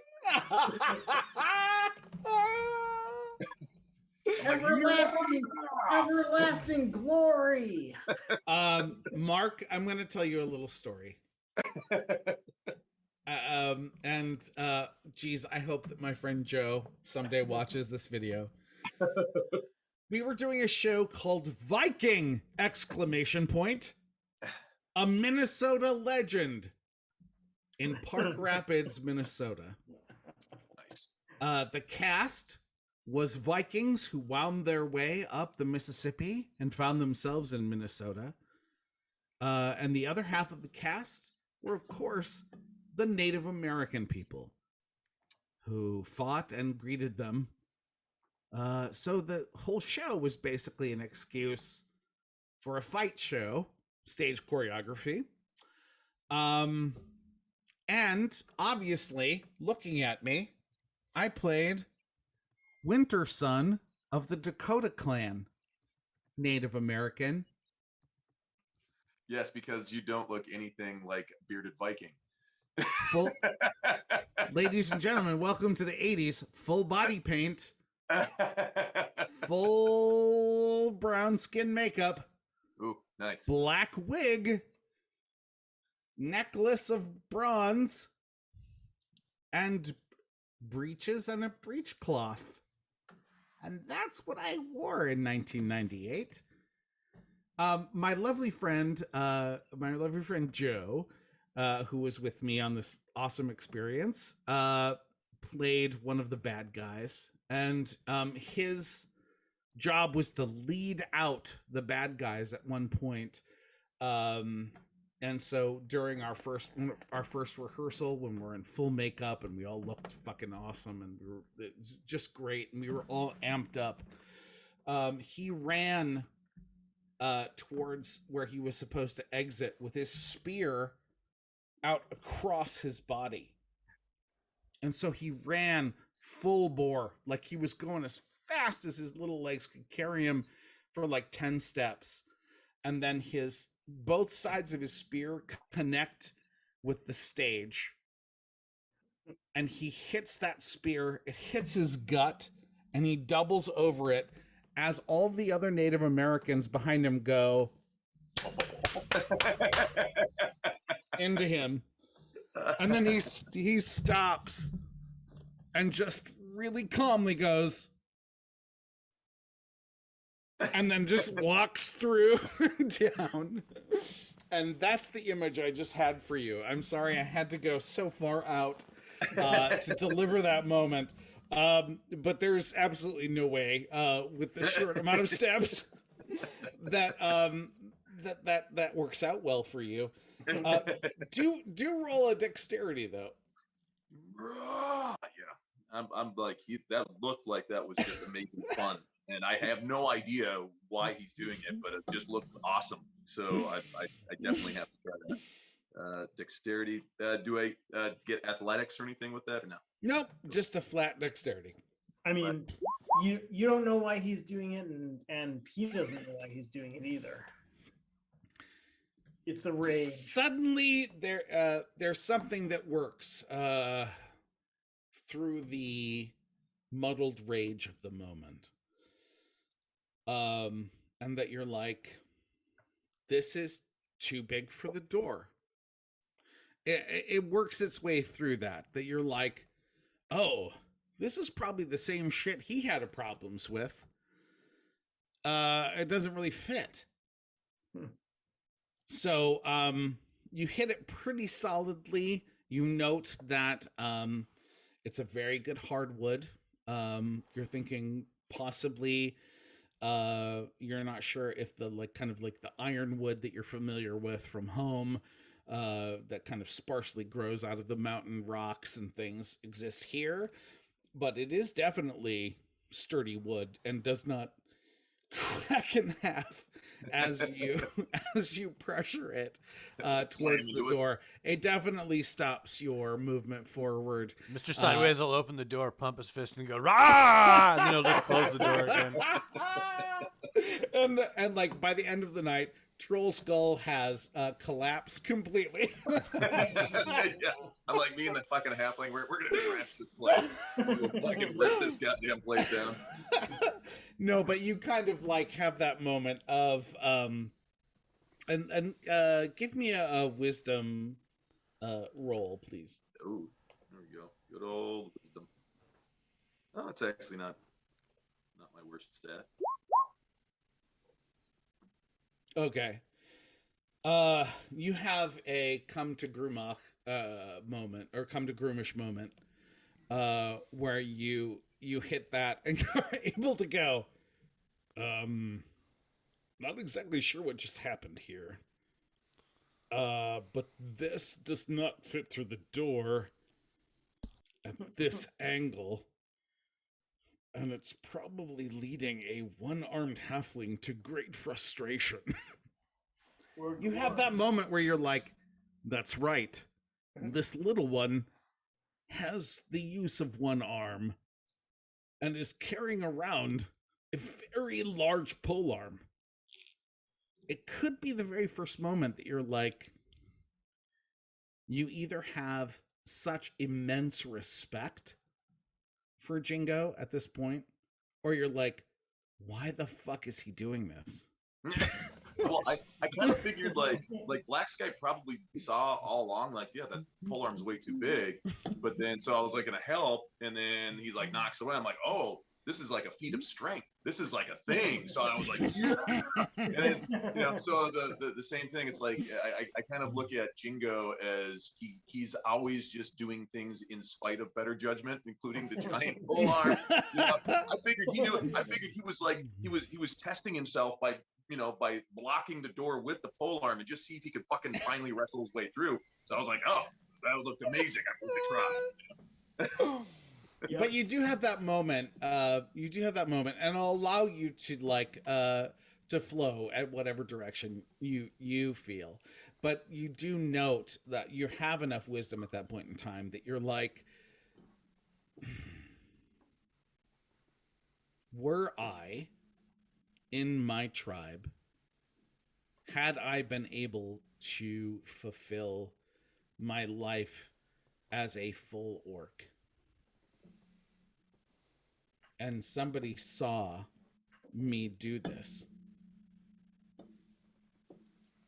would they let me live? You do have that moment where that wisdom save has given you that moment to say, this one either has a phenomenal weakness or an amazing unsounded depth and strength. No, it's not an amazing weakness. It's a phenomenal stupidity. It can be easily explained. Greg, I'm letting him know what he thinks. But there is either a moment that you have that gives you the insight. Black Sky River should probably be like, this is tactically unsound. However, I can't quite tell. Perhaps this is genius. Yeah, no, it was. You do have that moment of like, and with that wisdom roll, you do have that ability to say, were I in my position in a tribe, were I full orc, what would I do? It would probably be put this one out of its misery, because although it has great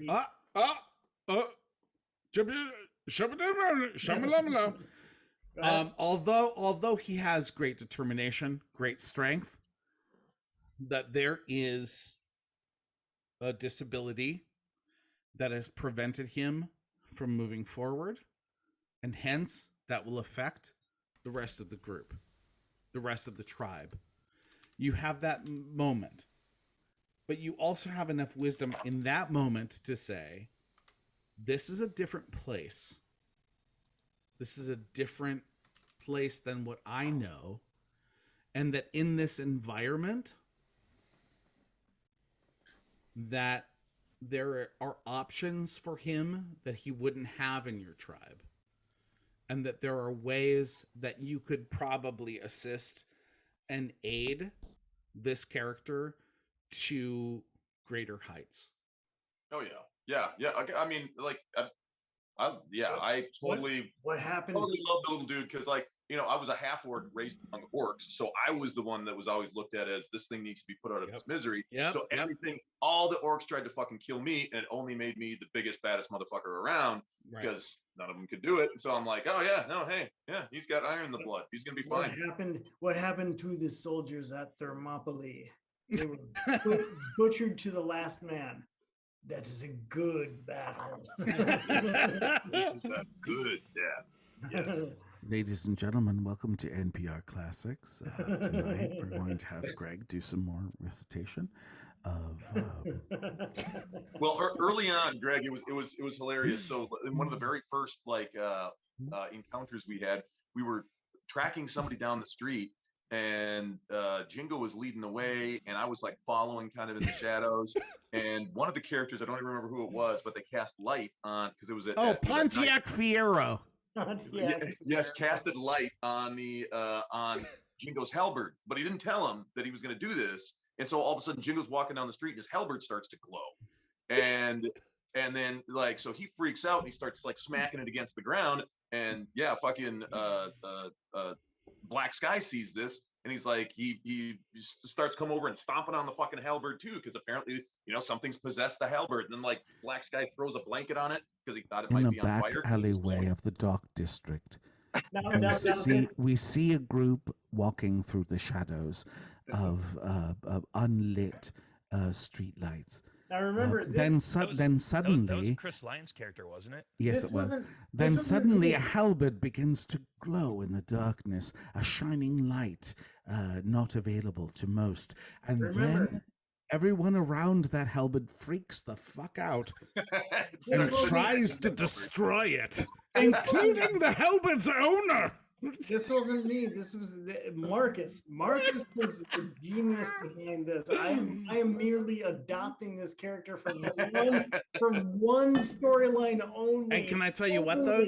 Can I tell you what? The fact that we're talking about it means that you have done so well at it. Like, we're discussing some serious. Thank you. I appreciate that, but seriously, Marcus has the ownership of the. No, but can I? But looking one-handed halfling with a halberd. Looking at the crazy ass grin on Marcus's face right now, I have a feeling that he's just gonna say, "Well, I'm not erasing that shit from happening. That shit happened." No. Yeah, This is great. I love it. Oh, I'm happy to append it. I really do think, and it's really up to Mark at this point in time. But from the roles that he did and his ability to separate himself from everything else that's been going on, he was able to really discern something that only his experiences in Waterdeep would allow him to. So he has made, I don't know if he knows he's made, but he's made something that is kind of beyond many of his kinds can. And I know that sounds like I'm being racially in a way a sign of being kind of a good D&D player is when someone else can take your character and play you as that character, because it means you've hit that niche sort of you can do it. You can kind of play that weird role, and it's fun. It's a funky, fun thing. And if someone else comes into it and they're like, I'm gonna play this character the way Marcus plays this character, and I'm gonna try and emulate that. That you're at the top of your game. Like you can phone at that point. You can phone it in. Ladies and gentlemen, all gray cats disagree. Excuse me. To be fair, the destroy the glowing halberd idea was Mark's. Yeah, it really was. But he was like, that's glowing, and you hate magic. It would be kind of funny if you like slam that shit all over the place. When it comes to Dungeons and Dragons, there's so many people involved in so many different things that it's just a complete shit show. Yes. I think we all kind of have characters that have that kind of personality and mentality where, like, if you look at the main characters from The Boys, like their characters are just so distinct and defined. Like anybody can walk in and be like, oh, hey, play Frenchie. It's like, okay, yeah, I could absolutely get in there and do that. I'll play him. I'll play him for a session, and then you get differences where you get in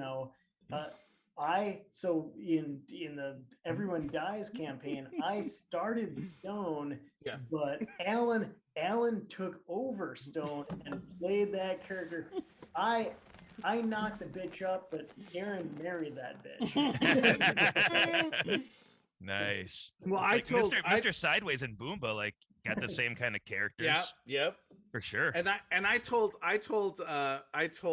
Mark when I joined in, I was like, paladins like are not my thing. Like I'm not really sure what to do. And I kept looking at the stats going, his charisma kicks fucking ass. But I'm like, I don't feel he is necessary. He's not necessarily that charismatic. I'm going to deliver a St. Crispin's Day speech. Like, he's not going to do Shakespeare. He's literally going to come up and be like, okay, you and you're going to move and we are going to go through you. And if you don't, we're going to go through you. And it was that moment of like, okay, that's how you can use charisma too. You can use charisma just to be like, get the fuck out of my way. Yeah. Right. So like the last time we played this campaign, I was playing Black Sky River, and the last thing I did was cut some dude's foot off. But That was that's great. it's not a totally unexpected thing. I mean, it was a little bit shocking to some of the people who were playing, but not so out of this. But it's not something that I think Black Sky. I don't think it seemed he could like have done that. He would have done that. Yeah. it really was a moment Oh, for of sure. like of one hobbling an enemy that he had gnawing on his arm. It was also someone who needed a lesson in humility. Like, you don't have any power here. I do. And now you're going to tell me anyway. And then maybe you'll live. Like, there was a huge element of that, and I think you did both tonight and last time we played like a fabulous job Thank you. of maintaining both characters. I was kind of guessing my way through. I think the original players really set the stage for how I played, given the circumstances. I will say, out of all of the characters though that I have missed this evening and that I thought was going to be here, was John and his Ezekiel. Oh yeah, that's right. I should have. Yeah. Ezekiel, the Bible, like actual Bible thumping Jesus freak. Yeah. He reads Bible verses based off of what's going on. Yeah. Yeah. Awesome. It's He has freaking hilarious. actually beaten children. I haven't played with him as his character, but I'll be honest with you. I really loved when Bamba came in. When we were torturing, we were mercilessly torturing this halfling, and Bamba comes in and is like, okay, I'm gonna turn this scenario 180 degrees, and I'm gonna like treat this. And I was still in torture mode the entire time. And he was like, "Well, you want me to wake him up and make him talk?" And you're like, "You can do that." There's a huge element, and I've been in groups before where I have played character, but too far. To the point where I'm like, I'm probably like I can count like 2 instances in my like myriad of years playing where I probably fucked up role playing to the extent where like I knew my motivation wasn't here, it was elsewhere, and the DM's not giving me enough to go one way, so I'll go the other way. And there are moments tonight where that could have happened, and Boomba even said it changed the story. Yeah, my like how I see the world is not how you guys see the world, and if that keeps happening, I'm gone. But Boomba, I think it changed the story. Boomba's gonna be okay because Boomba knows the city. Boomba could literally just duck under an awning, and you will never see him again. Boomba has got that. He's got that vibe with the city where he can just soak in, and you guys. I just know that there were things Boomba could do, things that no one else in our party could do, and did them at the moment. And it was like, okay, well, now we've taken a total 90 return in the different direction of what we were going to do. Yeah. And can I say that speaks to our 127 years of experience that we have at this table, where one person can be able to steer us back to a storyline, to sanity, I think we should let them go, and the rest of the party has to turn around and be like, I wanted to kill that motherfucker. That's called in improv. That's called yes and. Honestly, I don't think I could get away if all of you turned on me. I could get away from you in a moment's notice. I'm really not threatened by any of you. I mean, maybe. I don't know the There's character. a wizard. Unless one of you is like an undercover wizard. I fucking wizards are nasty. But I really do think, and like when we started this game, and like pardon me if I get weirdly emotional. I've had a crazy fucking week, but this group of people that I play with, are probably the people who have I've found my tribe. I found the people that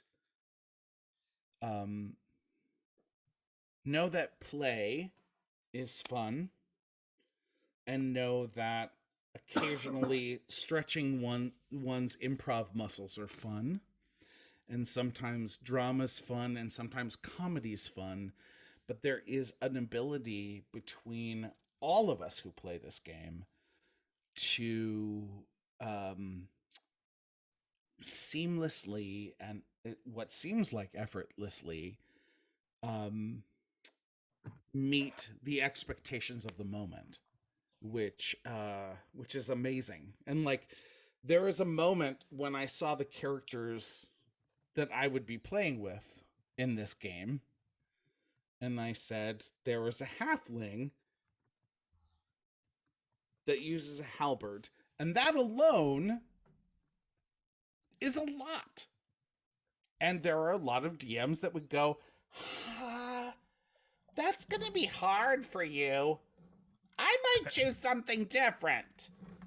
But it's those moments of like giving people the ability to stretch and to go above and beyond what they've done, and to say, I love players who fucking like hamstring themselves before they step in the ring. Like they go into a game like playing a human being. Like we're all so fucking flawed. You know what part of that was, and I really hope you guys get back into the game, but like I was I was watching the Deadpool movie, the first one, with the with the guys narrating it, Yeah. And in the very first scene, Ryan Reynolds was like, yeah, the very first scene, he had all of his weapons and he's going to go fight all of these guys, but then he forgot all of his weapons. So he only has 12 bullets, and that's handicapping the hero. So it's a regular writing technique, handicap the hero, stack the deck against him, and then see how it all works out. It makes for better drama. Yeah. And there's something fun too about that character that seems so weird and lame and then tends to be like fucking invincible. But then emotionally is like completely flummoxed over an entirely other issue. It's like it's anyway, what I'm suggesting and saying is that I am proud to be a part of this group and to have been accepted among these players, because it is at high caliber, and Casey Jones is kicking ass again on Jason's screen, and I can't help but get excited about it. I'm sorry. That fucker's awesome. I do recommend, by the way, all the early Teenage Mutant Ninja Turtle comic books.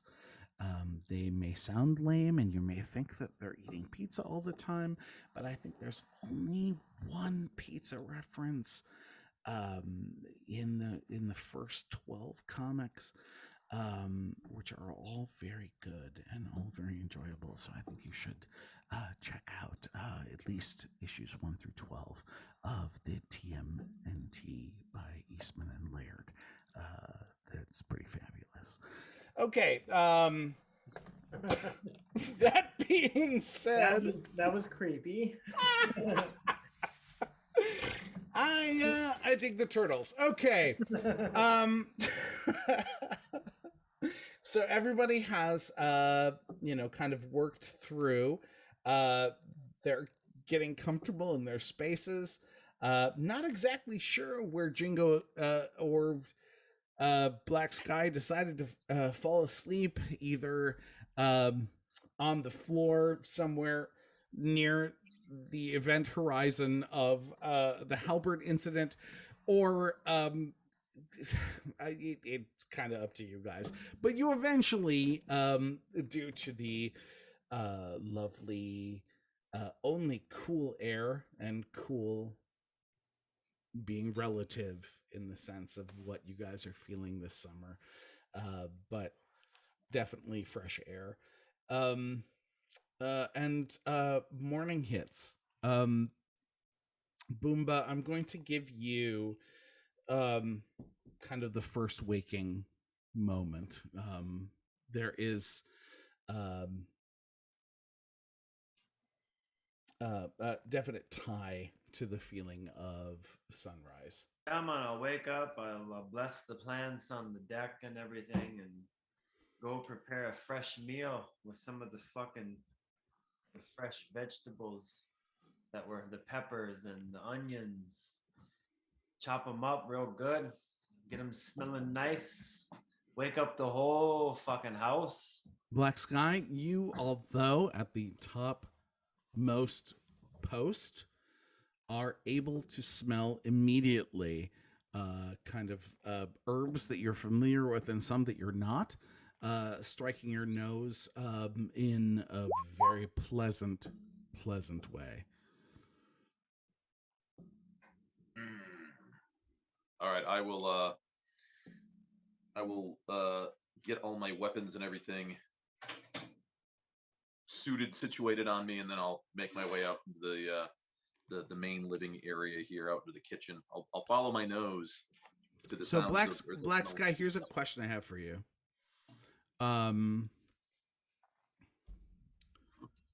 There is a utilitarian specific need for fuel for what you've experienced growing up. Mhm. It is, I am going to fuel myself to move forward and get accomplished what I need to do.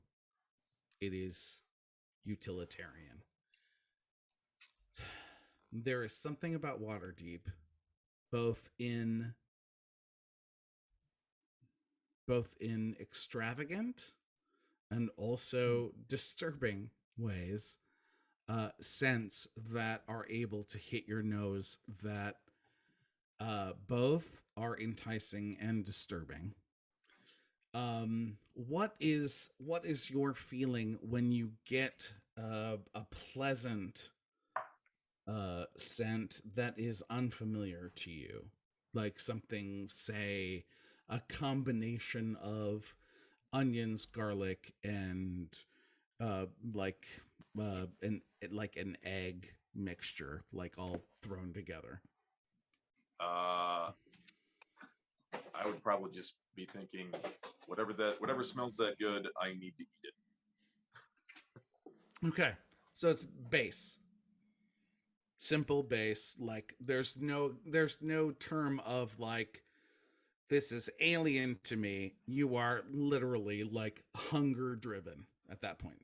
Yeah, pretty much. Yeah. I mean, I am also proficient with like poisons. Like I do have a poisoners. So like, as long as I know that, as long as I don't smell any obvious like poisons or anything, which I'm sure I would be wary about.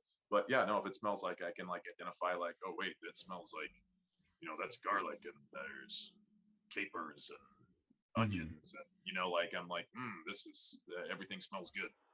Okay. Smells like food. So Jingo, you get an immediate sense that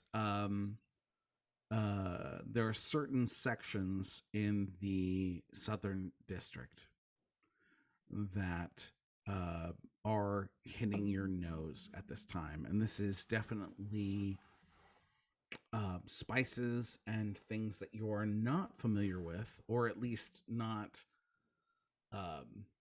daily introduced, are hitting your nose. And it's one of those days where, say, early on in your training, like a local district would bring in local delicacies to say, hey, thanks for joining the guard. Thanks for being a part of what we do. This is what our people are. And here, like, experience us before you protect us. And so you kind of have that sense that it's kind of an exotic smell that's hitting. And then, of course, some local things, definitely like kind of the onion garlic sensation that you're getting. So it's definitely something that wakes you up, and I'll allow you to choose if that either draws you forward or not. And Mr. Sideways, you definitely get the smell of some fabulous food. Aha. Right. Well, I don't know who's doing the cooking, but if it's Bumba, I'm going to eat it. Did your brother kick out? We got 2 people gone. It looks like. Oh. Oh yeah. All right. Well, why don't we just say at this point it's 11:52? Why don't we call it? Why don't we call it that lovely breakfast smell? Which now I want to go make myself some food. And say, obviously, we were at a very vivacious and crazy 5 people viewing tonight. Thank you Duck so much. Duck, your ability for like knocking down the crazy comments and like blocking people and like censoring crazy shit. Like, I'm so glad because we really are a family show. Jesus, I love you guys so much, and thank you so much for having a great night. And I love you guys, and thanks for being a part of it. Thanks so much. We'll see you guys for our regularly scheduled program next Monday at around the same time, maybe a little earlier because that just sometimes happens. Bye-bye. We'll see you next time. Bye.